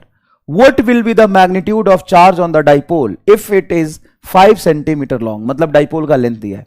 Electric dipole is placed at angle 45 degree, 45 degree है एंगल। तो टॉर्क इज इक्वल टू आप क्या लिखते हैं, P E sine theta. P को आप लिख सकते हैं चार्ज इंटू दोनों चार्ज के बीच में डिस्टेंस L, A कुछ भी लिखो, L लिखो, A लिखो, इसमें डिबेट करने की क्या जरूरत है, दोनों चार्ज के बीच में डिस्टेंस L ले लिया हमने। E into sine theta is equal to torque, ठीक है। तो टॉर्क एक्सपीरियंस कर रहा है 15 इंटू 10 का पावर 2, तो टॉर्क को लिखोगे 15 इंटू 10 टू द पावर 2।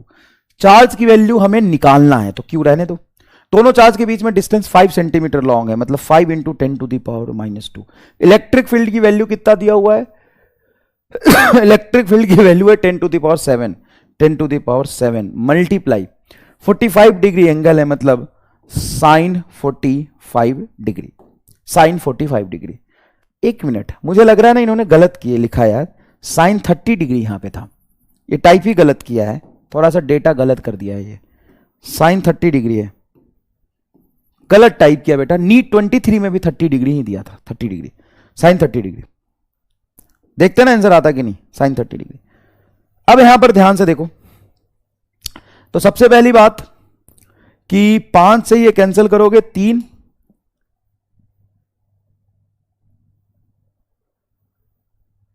√2 तो गड़बड़ हो जाता ना, √2 करेंगे तो गड़बड़ हो जाएगा, ठीक है। देखते हैं, 5 से ये कैंसिल करोगे तो बेटा ये 3 आ जाएगा, 5 3 15, 3 इंटू 10 का पावर 2 है, ये 10 का पावर -2, 10 का पावर 7, तो 10 का पावर 5 आ जाएगा। 3 into 10 to the power 2 is equal to Q into 10 to the power 5 multiply half, ये आ जाएगा क्या, -2 7 तो 5 आ जाएगा। 5 और ये कैंसिल करोगे तो ये हो जाएगा तुम्हारा 10 का पावर -3 इधर आके, है ना। देखो 2 से 5 को कैंसिल करो, 10 का पावर 3 इधर है, इधर आएगा तो -3, हाफ इधर जाएगा तो 6, 6 into 10 to the power -3 coulomb is charge, मतलब 6 मिली कूलम आंसर आएगा। अरे यार चल 6 मिली कूलम इसको कर देता हूं, थर्ड आंसर कर देता हूं, चल 6 मिली कूलम। तुम्हें समझ में आया कि नहीं आया बताओ?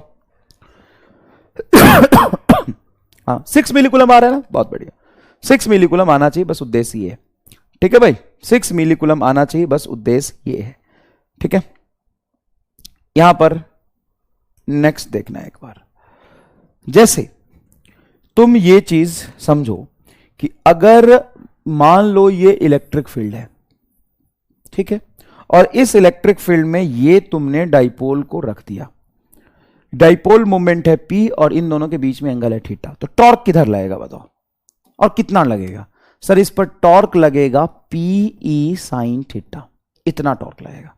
अब जैसे इस पे टॉर्क लगेगा तो इस डाइपोल को रख के छोड़ दोगे तो इलेक्ट्रिक फील्ड की तरफ घूमेगा, तो इलेक्ट्रिक फील्ड की तरफ ऐसे छोड़ोगे तो ये घूम के ऐसे आएगा और ऐसे आके रुक जाएगा क्या? नहीं, अगर ये कुछ काइनेटिक एनर्जी गेन कर लेगा। जैसे देखो कोई चीज चलता है ना तो काइनेटिक एनर्जी गेन करता है, अगर यहां से छोड़ोगे तो ये घूम के ऐसे आएगा, इसमें काइनेटिक एनर्जी आ जाएगा, इस काइनेटिक एनर्जी की वजह से ये थोड़ा सा आगे निकल जाएगा।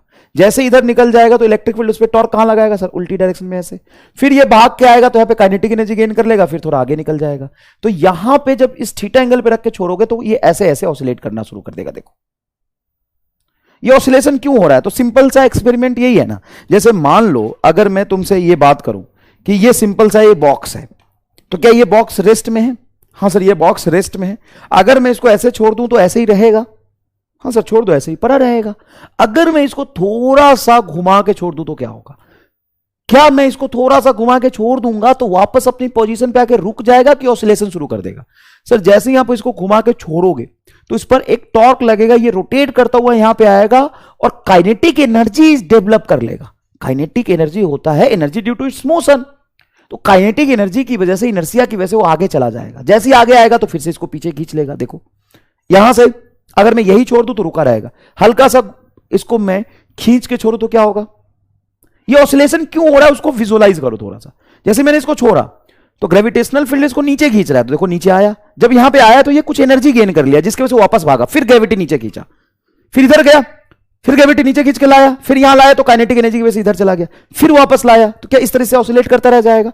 सिमिलरली यहां पर ये डाइपोल भी ऑसिलेट कर रहा है। देखो भाई, देखो भाई ये डाइपोल भी ऑसिलेट कर रहा है। जैसे मैं यहां से इसको छोड़ू, यहां से मैं छोड़ूंगा तो पॉजिटिव चार्ज पे ऊपर फोर्स, नेगेटिव चार्ज पे नीचे, इस डाइपोल पे ऐसे टॉर्क लग रहा है। देखो ऐसे टॉर्क लग रहा है, देखो ऐसे टॉर्क लग रहा है, तो ये ऊपर जाएगा और जैसे इलेक्ट्रिक फील्ड के पैरेलल होगा वहां पे स्पीड गेन कर चुका होगा, इसलिए आगे निकल जाएगा। देखो फिर पीछे आया, देखो ये ऑसिलेट कर रहा नहीं कर रहा? हाँ सर ऑसिलेट कर रहा। देखो देखो ऐसे आया, फिर यहां तक गया, फिर ऐसे आएगा, फिर ऐसे ऐसे क्या करता रहेगा? ऑसिलेट करता रहेगा। तो वही सिचुएशन यहां पे क्रिएट होगा। अब अगर मैं एसएचएम का कंडीशन देखूं, किसका कंडीशन देखूं भाई? एसएचएम का। तो कंडीशन ऑफ एसएचएम होता है स्मॉल एम्पलीट्यूड, मतलब थीटा क्या होना चाहिए? स्मॉल होना चाहिए। और अगर थीटा स्मॉल है तो साइन थीटा क्या हो जाता है? थीटा। टॉर्क को हम क्या लिख सकते हैं सर? आई अल्फा। तो टॉर्क को लिखेंगे आई अल्फा बराबर पीई इंटू थीटा। आई को नीचे ले जाएं तो अल्फा बराबर होगा पीई बटा आई इंटू थीटा। अब मुझे एक चीज बताओ बस, अल्फा क्या है? Sir angular acceleration, angular acceleration. Theta क्या है? Angular displacement, angular displacement. क्या आपको एसएचएम का कंडीशन याद है? कंडीशन ऑफ एसएचएम आपको याद है? सर कौन सा कंडीशन एसएचएम का? ए बराबर माइनस ओमेगा स्क्वायर एक्स, ये याद है? उसी तरीके से होता है एंगुलर एसेलरेशन बराबर minus omega square into theta. Linear acceleration तो लीनियर डिस्प्लेसमेंट, एंगुलर एसेलरेशन तो एंगुलर डिस्प्लेसमेंट। सर यहां पे माइनस नहीं है, माइनस है एक्चुअल में। जब तुम यहां से एंटी क्लॉकवाइज थीटा को पॉजिटिव लोगे तो टॉर्क इधर आएगा, मतलब टॉर्क और थीटा एक ही डायरेक्शन में कि अपोजिट में? अपोजिट में, तो ये डायरेक्शन की वजह से माइनस आएगा ड्यू टू डायरेक्शन। अब एसएचएम के इक्वेशन से इसको कंपेयर करो। देख भाई, linear acceleration is equal to minus angular frequency का स्क्वायर इंटू एक्स होता है, ये एसएचएम की कंडीशन है। तो यहां पर इस इक्वेशन को अगर इस इक्वेशन से कंपेयर करें तो अल्फा के इक्वेशन में थीटा को छोड़ दे तो बाकी टर्म ये ओमेगा स्क्वायर हो जाएगा। तो यहां से ओमेगा स्क्वायर बराबर क्या आएगा आपका? P E by I, P E by I. Square को इधर ले जाओगे तो ओमेगा इज इक्वल टू आ जाएगा root under P E by I.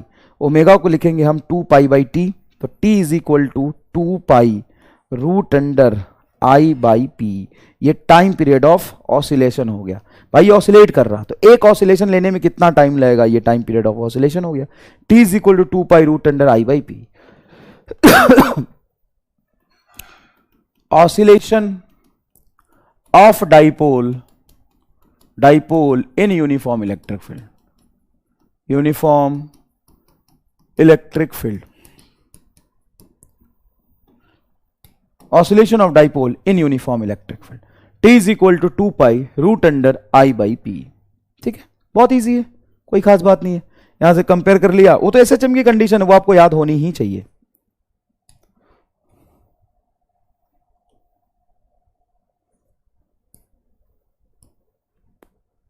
What is I? Oh my God, very much good question. I becomes very much emotional after hearing your question. Ishita Raj Singh.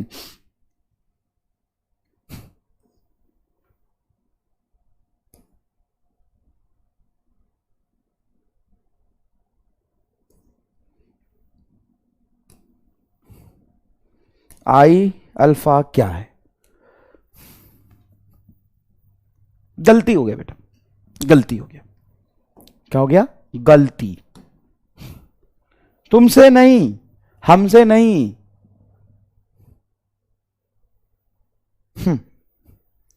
तुम्हारे माता पिता से इस batch में admission करा के। टॉर्क बराबर आई अल्फा।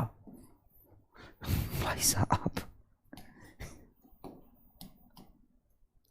आई है तुम्हारा moment of inertia, moment of inertia. Alpha है एंगुलर एक्सेलरेशन, टाउ है टॉर्क। टॉर्क बराबर आई अल्फा, जैसे एफ बराबर एम ए होता है, फोर्स बराबर मास इंटू एक्सेलरेशन होता है। सुने हो, नाम सुने हो, एफ बराबर M A mass into acceleration. उसी तरीके से टॉर्क बराबर आई अल्फा होता है, जहां पे आई होता है मोमेंट ऑफ इनर्शिया, अल्फा होता है एंगुलर एक्सेलरेशन। आई होता है मोमेंट ऑफ इनर्शिया, अल्फा होता है एंगुलर एक्सेलरेशन। सवाल सॉल्व कर लेते। क्या? Frequency of oscillation of then electric dipole moment having dipole moment P and rotational inertia, मतलब moment of inertia I, oscillating in uniform electric field E is. मतलब क्या पूछा है? Frequency of oscillation. क्या पूछा है? Frequency of oscillation. तो मान लो तुमने टाइम पीरियड निकाला हुआ है, टाइम पीरियड है तुम्हारा 2 पाई रूट अंडर आई बटा पीई। तो टाइम पीरियड का उल्टा होता है frequency, frequency is nothing but 1 upon time period. तो ये हो जाएगा बेटा 1 upon 2 pi root under P E बटा आई। ये हो जाएगा क्या? 1 upon 2 pi root under P E बटा, ये आ रहा है आंसर आपका। ठीक है, ये आंसर आ रहा है। नेक्स्ट, अब आते हैं, एक कंसेप्ट होता है potential energy stored in the dipole. जैसे मान लो हम कहते हैं कि ये इलेक्ट्रिक फील्ड है, अब इस इलेक्ट्रिक फील्ड में डाइपोल को मैंने यहां पे रेस्ट में रखा हुआ है, अचानक से डाइपोल घूम के इलेक्ट्रिक फील्ड की तरफ आता है, तो इसके पास घूम के आने के लिए एनर्जी कहां से आता है? तो कहते हैं ना कि मान लो डाइपोल रेस्ट में है, अब ये भाग के आया और कुछ एनर्जी गेन कर लिया, यहां तक काइनेटिक एनर्जी गेन कर लिया और फिर काइनेटिक पोटेंशियल में कन्वर्ट हो गया। तो इसमें क्या होता है कि पोटेंशियल एनर्जी स्टोर होता है, potential energy stored in the dipole, stored in the dipole। अब यहां पे एक जोरदार चीज मैं तुम्हें समझाता हूं, देखो जो पोटेंशियल एनर्जी स्टोर होता है ना, वो पॉजिटिव होगा कि निगेटिव होगा? तो जब भी ग्रेविटेशन में तुमने पढ़ा होगा तो ग्रेविटेशनल पोटेंशियल एनर्जी को ऐसा लिखते हैं G m1 m2/r, ये निगेटिव लेते हैं। निगेटिव क्यों लेते हैं? निगेटिव इसलिए लेते हैं क्योंकि वो स्टेबल सिस्टम है। ग्रेविटेशनल फोर्स एक अट्रैक्टिव फोर्स है। ग्रेविटेशनल फोर्स क्या करता है? अट्रैक्ट करता है कि रिपेल करता है? चीजों को जोड़ के रखता है कि तोड़ देता है? जोड़ के रखता है, अट्रैक्टिव फोर्स है। तो जब भी अट्रैक्टिव फोर्स लग रहा होगा ना, तो सिस्टम स्टेबल बनता है, और उस केस में जो पोटेंशियल एनर्जी आता है वो निगेटिव आता है। अगर तुमसे कोई पूछे इस सोलर सिस्टम का, प्लेटनरी सिस्टम का पोटेंशियल एनर्जी क्या होगा, पॉजिटिव, निगेटिव की जीरो, तो तुम बोलोगे निगेटिव। लिख लो इस बात को, नोट्स में लिख लो, काम आएगा। क्यों निगेटिव? क्योंकि सोलर सिस्टम एक बाउंडेड सिस्टम है। कभी भी बाउंडेड सिस्टम हो ना, उसका पोटेंशियल एनर्जी निगेटिव आता है। अब यहां पे इलेक्ट्रिक फील्ड में डाइपोल रिपेल हो रहा है कि इलेक्ट्रिक फील्ड की तरफ अट्रैक्ट हो रहा है? सर अट्रैक्ट, तो यहां पे पोटेंशियल एनर्जी निगेटिव आएगा। और ये पोटेंशियल एनर्जी होता है बेटा माइनस पी डॉट ई। देखो पोटेंशियल टॉर्क, टॉर्क क्या होता है सर? फोर्स इंटू डिस्प्लेसमेंट, मतलब आर क्रॉस एफ बोल सकते हैं। फोर्स इंटू डिस्टेंस का प्रोडक्ट होता है टॉर्क। अच्छा, एनर्जी, पोटेंशियल एनर्जी क्या होता है सर? पोटेंशियल एनर्जी हो गया आपका फोर्स इंटू डिस्टेंस। एनर्जी का डायमेंशन एंड टॉर्क का डायमेंशन सेम आता है कि डिफरेंट आता है? बताओ। दोनों का डायमेंशन सेम होता है कि डिफरेंट, ये बताओ। डायमेंशन की अगर मैं बात करूं, dimension of torque and potential energy is same. Potential energy तुमको अगर विजुअलाइज कराना तो मैं ऐसे विजुअलाइज कराता हूं। देखो, देख भाई, टॉर्क होता है तुम्हारा डिस्टेंस, मतलब कोई भी डिस्टेंस एच आर कुछ भी ले लो, इनटू फोर्स। मान लो फोर्स mg में लिखता हूं, mg भी तो फोर्स होता है। और पोटेंशियल एनर्जी भी लिखते हैं mgh। एनर्जी बेटा mg तुम्हारा फोर्स इनटू डिस्टेंस, यही तो पोटेंशियल एनर्जी बनता है। अरे भाई वर्क एनर्जी पावर में पोटेंशियल एनर्जी को mgh नहीं लिखा था तुमने? mgh, mg क्या है? फोर्स, और h है डिस्टेंस। मतलब इन दोनों की डायमेंशन सेम है। और डाइपोल के लिए लिख रहे हैं डायमेंशन सेम है, तो सेम फिजिकल क्वांटिटी के टर्म्स में ही आएगा। मेरी बात सुनो, टॉर्क का यूनिट क्या होता है? Newton into metre. और एनर्जी का यूनिट क्या होता है सर? न्यूटन इंटू मीटर लिख सकते हैं, जूल के बराबर होता है। हाँ, एनर्जी को न्यूटन इंटू मीटर लिख सकते हैं, न्यूटन इंटू मीटर को जूल कहते हैं। मतलब टॉर्क और पोटेंशियल एनर्जी की डायमेंशन सेम है।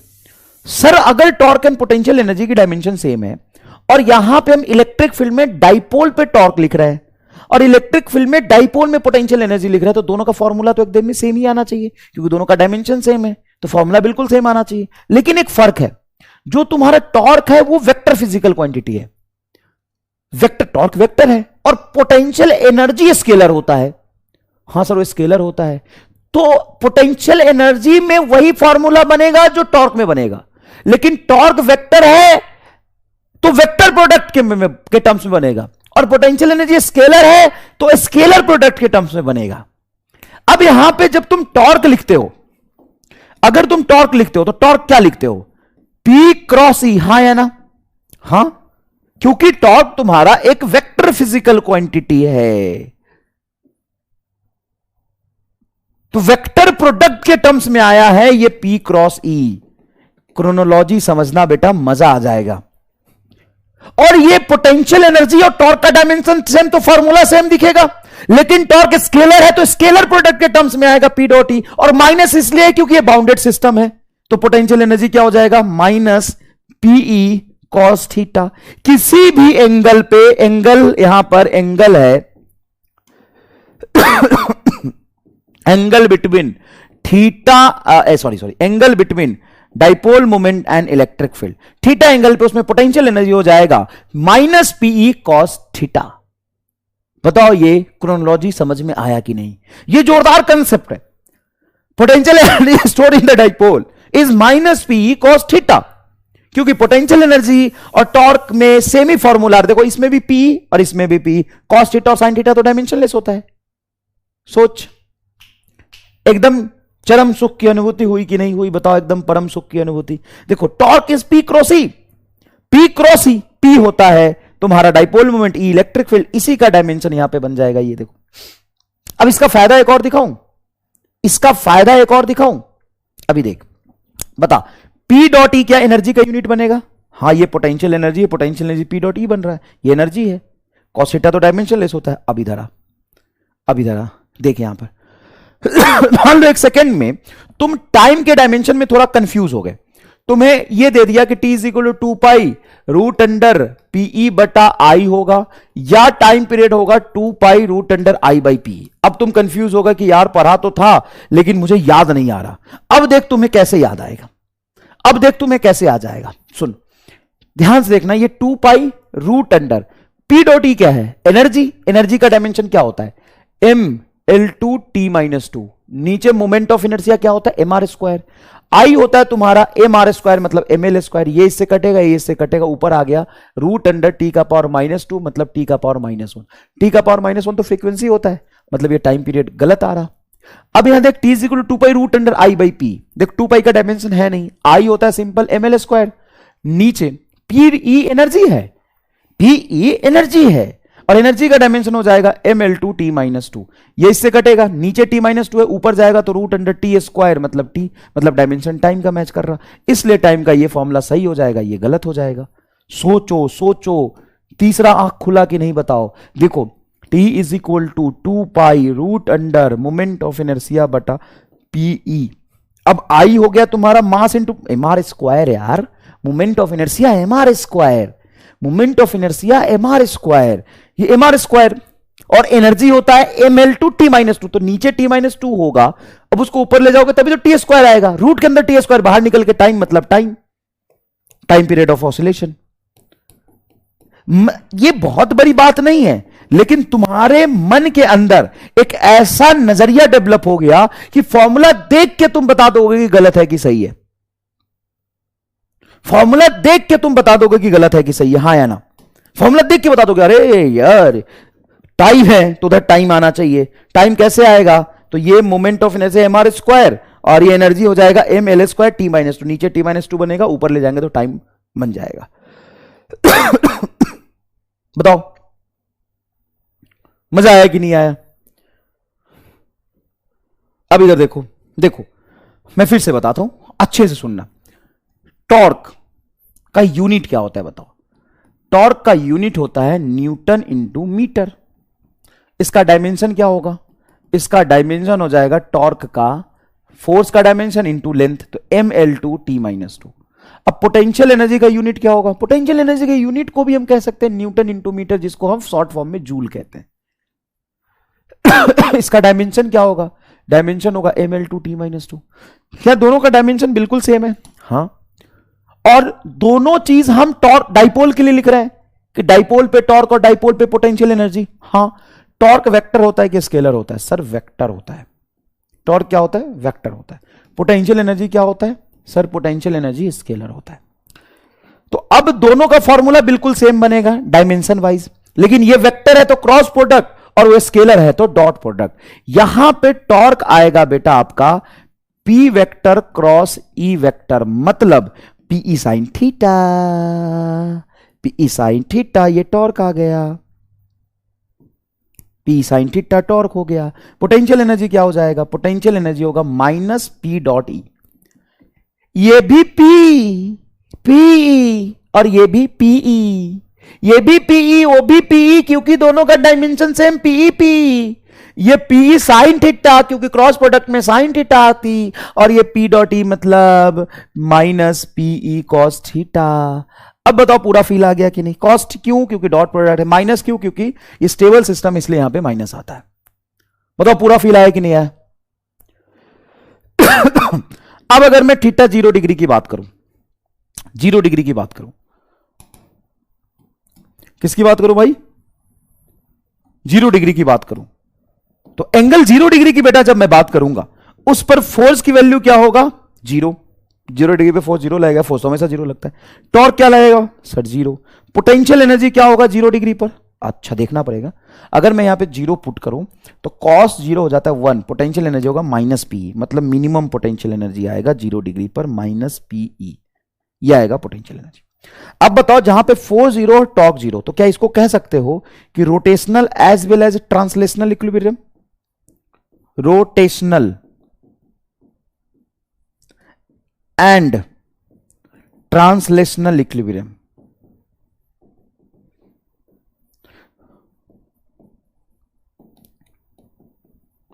रोटेशनल इक्विलिब्रियम क्यों, क्योंकि नेट फोर्स 0 है, क्योंकि नेट फोर्स 0 है। ट्रांसलेशनल इक्विलिब्रियम क्यों, क्योंकि नेट फोर्स 0 है। रोटेशनल इक्विलिब्रियम क्यों, क्योंकि टॉर्क 0 है। अब ये रोटेशनल इक्विलिब्रियम भी है, ट्रांसलेशनल इक्विलिब्रियम भी है, तो एक सवाल यहां पे पैदा लेता है कि जब भी कोई इक्विलिब्रियम हो तो देखना पड़ता है स्टेबल है कि अनस्टेबल है। ये कैसे पता लगाओगे कि स्टेबल है कि अनस्टेबल।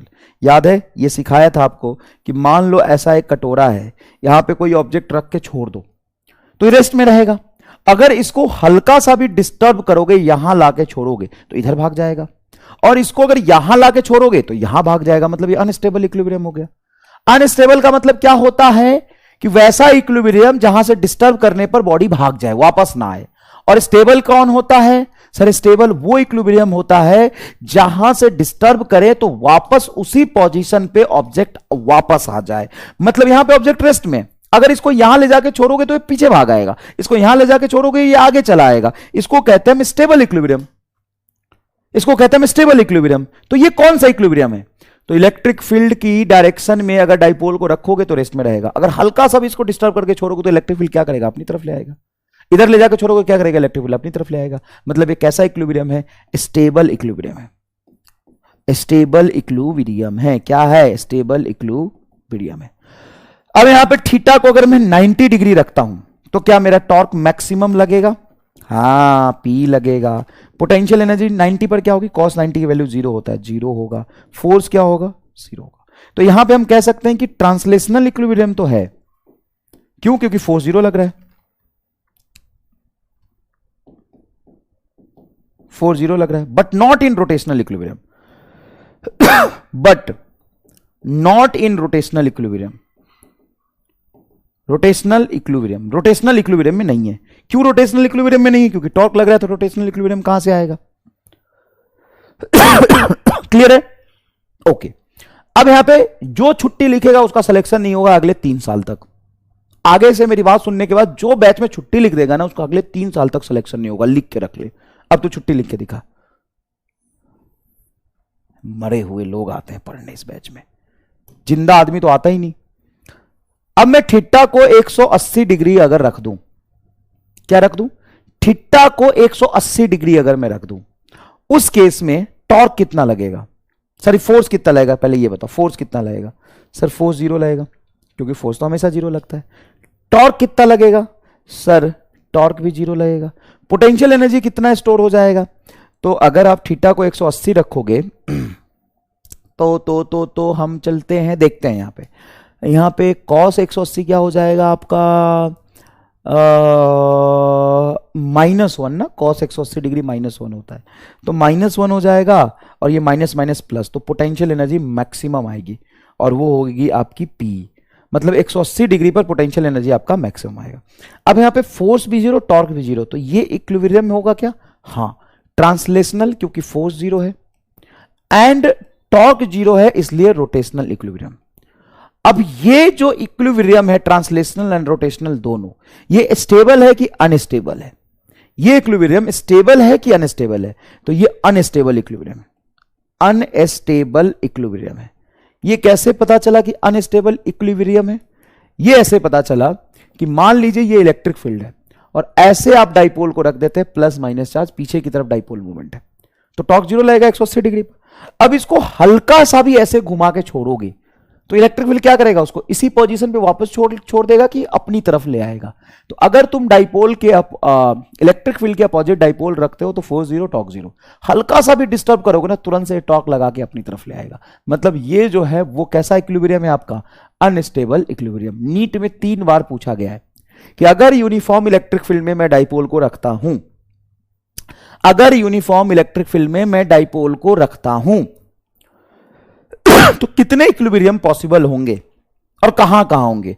अगर इलेक्ट्रिक फील्ड को अगर डाइपोल में रखूंगा, यूनिफॉर्म इलेक्ट्रिक फील्ड में डाइपोल को रखूंगा तो 0 डिग्री पे हमारा होगा स्टेबल इक्विलिब्रियम और 180 डिग्री पे होगा हमारा अनस्टेबल इक्विलिब्रियम। तो कितने इक्विलिब्रियम पॉसिबल है, 2 इक्विलिब्रियम, 0 डिग्री पर और 180 डिग्री पर, 0 डिग्री पर और 180 डिग्री पर। 0 डिग्री पर स्टेबल इक्विलिब्रियम, 180 डिग्री पे अनस्टेबल इक्विलिब्रियम। अच्छा एक और मैं बात बताऊं, चीजों को रिलेट करने का तरीका बताऊं। देखो स्टेबिलिटी का मतलब एनर्जी ज्यादा की कम, बताओ स्टेबिलिटी का मतलब एनर्जी ज्यादा की कम। तो बॉडी स्टेबल कब होता है, जब वो एनर्जी लूज करता है, एनर्जी लूज करके बॉडी स्टेबल होता है। सर एकदम सही बात कहे हो। अब सुनो, अब मैं कैसे तुम्हें याद दिलाऊंगा कि 0 डिग्री पर पोटेंशियल एनर्जी मिनिमम होता है -P, इसलिए तो स्टेबल है वो, और 180 डिग्री पे मैक्सिमम पोटेंशियल एनर्जी होता है, जहां मैक्सिमम पोटेंशियल एनर्जी होता है वो अनस्टेबल। देख रहे हो, क्रोनोलॉजी समझो, क्रोनोलॉजी देखो कितना, क्रोनोलॉजी मतलब समझते हो पूर्वक, क्रोनोलॉजी, तो यहां का क्रोनोलॉजी समझना। पोटेंशियल एनर्जी मैक्सिमम तो अनस्टेबल, और मैक्सिमम कहां होता है, 180 डिग्री पे पोटेंशियल एनर्जी P आया है। क्यों, क्योंकि पोटेंशियल एनर्जी होता है -P cos थीटा। यहां पे थीटा को जब मैं पुट करूंगा 180 degree cos 180 degree -1 is plus, तो पोटेंशियल एनर्जी +P होता है 180 डिग्री पे, तो अनस्टेबल इक्विलिब्रियम है। और पोटेंशियल एनर्जी 0 होता है, 0 डिग्री पे पोटेंशियल एनर्जी मिनिमम होता है, पोटेंशियल मिनिमम मतलब स्टेबल इक्विलिब्रियम। बताओ अब ऑसिलेट कहां करेगा सर, 0 डिग्री के अबाउट ऑसिलेट करेगा। 0 डिग्री के बाद क्या करेगा, ऑसिलेट करेगा। नेक्स्ट देखिए, work done in rotating a dipole from uniform electric field. अब 2 तरह का फॉर्मूला आपने वर्क एनर्जी पावर में पढ़ा हुआ है। पहला फॉर्मूला ध्यान से देखना, वर्क डन बराबर चेंज इन पोटेंशियल एनर्जी, और एक तुमने पढ़ा है वर्क डन बराबर minus change in potential energy. कौन सा फॉर्मूला सही है सही कौन सा है, work done is equal to delta U या work done is equal to minus delta you.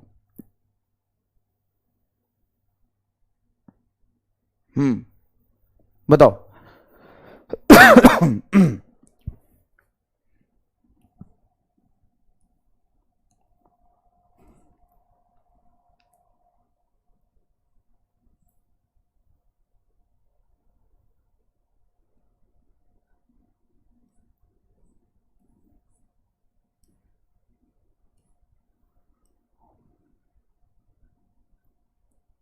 Bounded system जो पकड़ के रखता है उसको बाउंडेड कहते हैं।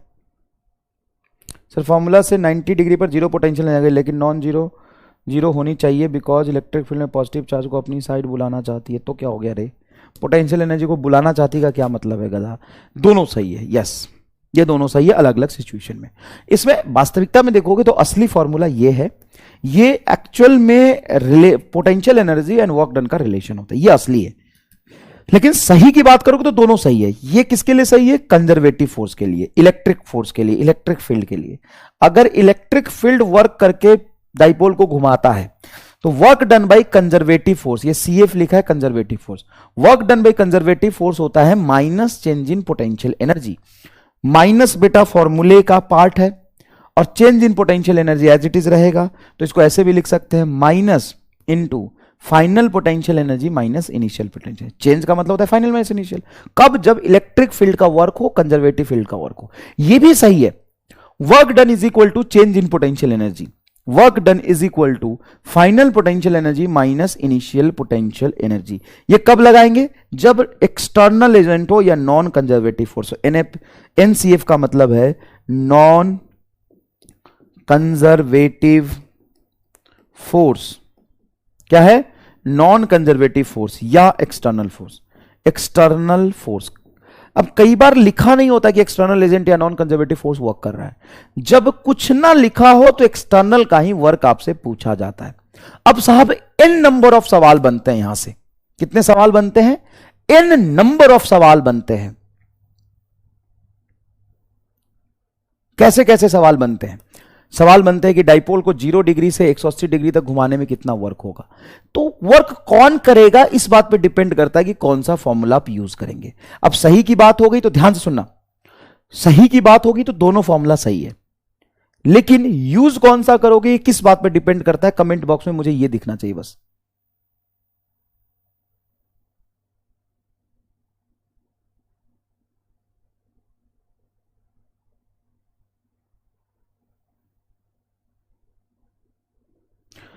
यूज करने वाली बात होगी तो कौन सा फॉर्मूला यूज करोगा ये बताओ।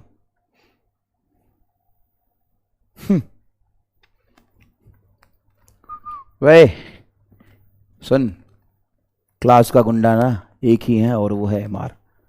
इसको जितना जल्दी एक्सेप्ट कर लेगा ना उतना जल्दी फायदे में रहेगा, नहीं तो इसमें तेरा घाटा किसी का कुछ नहीं जाता। समझ गया? कौन सा यूज करोगे किस बात पे डिपेंड करता है? बी यूज करेगा, सेकंड यूज करेगा। क्यों यूज करेगा? क्या वो तेरे नानी घर से आया है? डिपेंड करता है सिचुएशन पे। कथे अगर एक्सटर्नल एजेंट का वर्क पूछे या कुछ भी गिवन ना हो तो ये यूज करेंगे पहला वाला, और अगर इलेक्ट्रिक फील्ड का वर्क पूछे तो दूसरा वाला यूज करेंगे।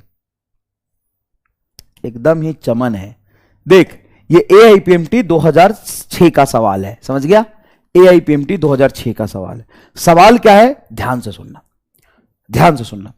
N electric dipole movement is lying along a uniform electric field. मतलब electric dipole movement electric field के अलोंग है, ठीक है? To an electric dipole movement is lying along a uniform electric field, the work done in rotating the dipole by 90 degree. अब इस electric field में dipole को 90 degree पर घुमा के लेके जाना है। तो सवाल पढ़ के तुम्हें क्या लग रहा है ये वर्क कौन करेगा? सवाल पढ़ के क्या लग रहा है ये वर्क कौन करेगा? External agent. कैसे? इसमें कहां लिखा है कि इलेक्ट्रिक फील्ड का वर्क चाहिए? देखो बेटा सुनना अच्छे से, ऐसे सवाल फ्रीक्वेंटली पूछे जाते हैं। And electric dipole moment is lying along uniform electric field E, then work done in rotating the dipole by 90 degree. Work done in rotating the dipole by 90 degree. Work done in rotating the dipole by 90 degree. मतलब कौन करेगा work done in rotating? External agent. और जब external agent का work हो तो बेटा simple final potential energy minus initial potential energy होता है। अब मैं तुम्हें एक यहां पे तरीका सिखाना चाहूंगा, नहीं तो बच्चे गलती कर देते हैं। क्या? इसमें पोटेंशियल एनर्जी का फॉर्मूला, पोटेंशियल एनर्जी निकाल के पुट करो, यहां पे फाइनल इनिशियल पोटेंशियल एनर्जी लिखो मत। सर मतलब यह है कि पहले वो 0 डिग्री एंगल बना रहा है तो इनिशियल पोटेंशियल एनर्जी पहले निकाल लो। 0 डिग्री पर पोटेंशियल एनर्जी का फॉर्मूला क्या लिखोगे? माइनस पीई कॉस 0, कॉस 0 1, यह आएगा minus P initial potential energy. Final potential energy क्या होगा sir? Minus P E cos 90 degree, cos 90 degree 0, potential energy 0। तो initial and final potential energy situation को देख के पहले निकाल लो, ये मेरा सजेशन है बेटा, नहीं तो बार बार गलती करोगे, 100% गलती करोगे, 400% गलती करोगे। तो बेटा एक स्टेप, एक तरीका बेटा अनुभव से बता रहा हूं, पहले निकाल लो। सिचुएशन दिया है इनिशियल फाइनल पोटेंशियल एनर्जी लिख लो, इसका पोटेंशियल एनर्जी माइनस पी, इसका पोटेंशियल एनर्जी 0। अब लिखो एक्सटर्नल एजेंट का वर्क होता है final minus initial, final potential energy 0 बोलो 0, माइनस इनिशियल पोटेंशियल एनर्जी बोलो माइनस पी। अब ये माइनस माइनस क्या हो जाएगा? Plus PE is your answer, चौथा आंसर आएगा। देखो याद रखना ऐसे सवाल 4 चैप्टर में आते हैं, 12th के 3-4 चैप्टर में ऐसे सवाल आते हैं, 3-4 चैप्टर में। मैं क्या बोल रहा हूं ध्यान से सुन ले, जो मैंने अभी कंसेप्ट पढ़ा है ऐसे सवाल जो यहां लिखे हैं वो 3-4 चैप्टर में पूछे जाते हैं। और बड़ा सरप्राइजिंग बात है कि सब में सॉल्यूशन सेम तरीके से होता है। सर क्या बात कर रहे हो, 4 चैप्टर में सेम ऐसे सवाल जी, और सॉल्यूशन सब में सेम तरीके से, फॉर्मूला सब में सेम, नाम बदल जाएगा बस, नाम बदल जाएगा बस, एकदम जोरदार। ये तो वही सवाल हो गया यार, नीट 2016 में पूछा है, होमवर्क है कर लेना, देख लेना आंसर मैच हो रहा है नहीं हो रहा है एक बार। ये देखो Electric dipole when placed in uniform electric field E will have minimum potential energy when the angle made by the dipole moment with electric field is. ऐसे भी सवाल पूछे जाते हैं. मिनिमम पोटेंशियल एनर्जी कब बनेगा? जब 0 डिग्री एंगल बन रहा होगा तो मिनिमम पोटेंशियल एनर्जी बनेगा. अगर मैं तुमसे एक सवाल ऐसा पूछूं बेटा कि ये तेरा इलेक्ट्रिक फील्ड है, ठीक है, और आइडेंटिकल डाइपोल मैंने अलग अलग सिचुएशन में प्लेस्ड किया. एक पहला डाइपोल, दूसरा डाइपोल, तीसरा डाइपोल और चौथा डाइपोल. 4 डाइपोल मैंने रखे. First, second, third, fourth, all have same dipole moment. अब इनका पोटेंशियल एनर्जी का ऑर्डर लिखो.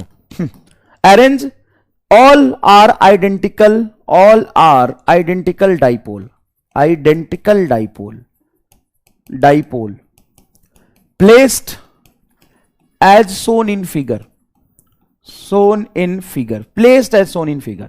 Arrange them in increasing potential energy, increasing potential energy, potential energy. Increasing potential energy में इसको अरेंज करो तो सबसे कम पोटेंशियल एनर्जी होगा पहले सिचुएशन में, फिर होगा दूसरे में, फिर होगा तीसरे में, और सबसे ज्यादा पोटेंशियल एनर्जी होगा चौथे में. खत्म. इंक्रीजिंग पोटेंशियल एनर्जी बोला मैंने. 4 3 2 1 कह रहा है गधा, सुन तो लिया कर पहले. All are identical dipole place and shown in figure, arrange them in increasing potential energy. तो इंक्रीजिंग का मतलब है सबसे कम पोटेंशियल एनर्जी पहले सिचुएशन में आएगा, फिर दूसरे में बढ़ेगा, फिर तीसरे में बढ़ेगा, चौथे में सबसे ज्यादा होगा. गधेरा. चौथे में सबसे ज्यादा होगा.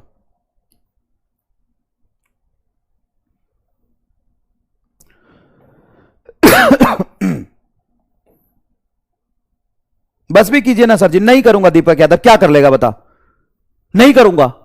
पढ़ने आए हैं कि यहां पे बकैती करने आए हैं? साले समझते समय तो कमेंट करोगे. गधा कहीं का. तेरे जैसे बच्चे हैं जो 6 साल तक ड्रॉप करते हैं और कोचिंग इंडस्ट्री का धंधा चलता है. तेरे जैसे बच्चे 4 साल तक ड्रॉप करेंगे, 3 साल तक ड्रॉप करेंगे, फिर बोलेंगे हमसे नहीं हुआ. तेरे से होगा भी नहीं. छुट्टी मांगने वालों का सिलेक्शन कभी नहीं होगा. तू लिख छुट्टी, और जितना लिखेगा उतनी ज्यादा देर तक पढ़ाऊंगा. देखता हूं कितना दम है. क्यों कर दू? बस औकात नहीं तो पढ़ना शुरू क्यों करता ही क्यों है?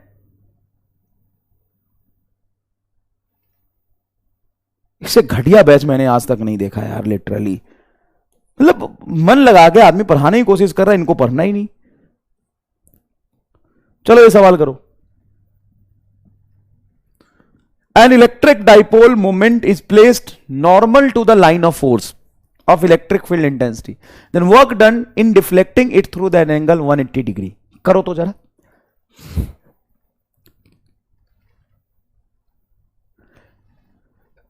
An electric dipole of moment is placed normal to the line of force of electric field intensity. Electric field intensity को ही इलेक्ट्रिक फील्ड लाइंस को लाइन ऑफ फोर्स भी कहते हैं. इलेक्ट्रिक फील्ड लाइंस को लाइन ऑफ फोर्स कहते हैं. इससे नॉर्मल मतलब परपेंडिकुलर डाइपोल ऐसे रखा है.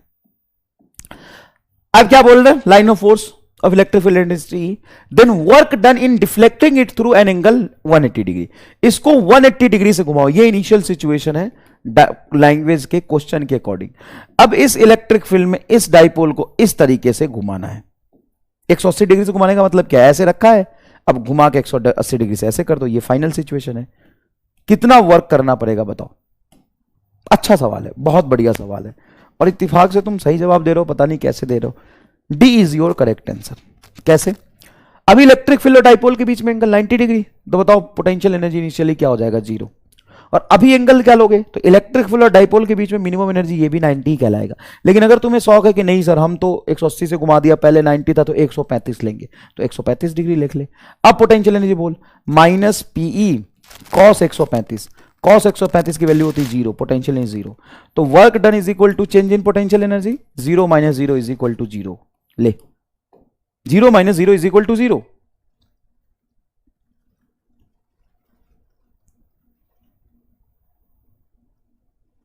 ये करके फटाफट खत्म करो. If electric dipole moment P lying along a uniform electric field, then work done in rotating by dipole by 180 degree. ये इलेक्ट्रिक फील्ड है और इस इलेक्ट्रिक फील्ड में डाइपोल ऐसे रखा हुआ है. ठीक है, ये इनिशियल सिचुएशन है. और इसी इलेक्ट्रिक फील्ड में डाइपोल को घुमा के तुमको ऐसे रख देना है, डाइपोल को घुमा के ऐसे रख देना है। ये बेटा इनिशियल सिचुएशन है, ये इनिशियल सिचुएशन है, और ये बेटा आपका फाइनल सिचुएशन है। ठीक है, मैंने क्या बोला है कि वर्क डन किसका पूछा है? सर वर्क डन डायरेक्टली लिखा है, तो वर्क डन बराबर हो गया चेंज इन पोटेंशियल एनर्जी, मतलब final potential minus initial potential. अब पोटेंशियल एनर्जी का फॉर्मूला यहां पे नहीं पुट करोगे, आप यहां पे पोटेंशियल एनर्जी निकाल के रखोगे, तो इनिशियल पोटेंशियल एनर्जी हो जाएगा 0 डिग्री पे माइनस पी, और 180 डिग्री पे हो जाएगा final potential energy plus P. अब यहां पे पुट करो, final potential energy is P minus of minus potential energy P, minus minus ये प्लस हो जाएगा, तो 2pe is your correct answer, 2pe is your correct answer. समझ में आया क्या? समझ में आया क्या? धन्यवाद, निकल लो।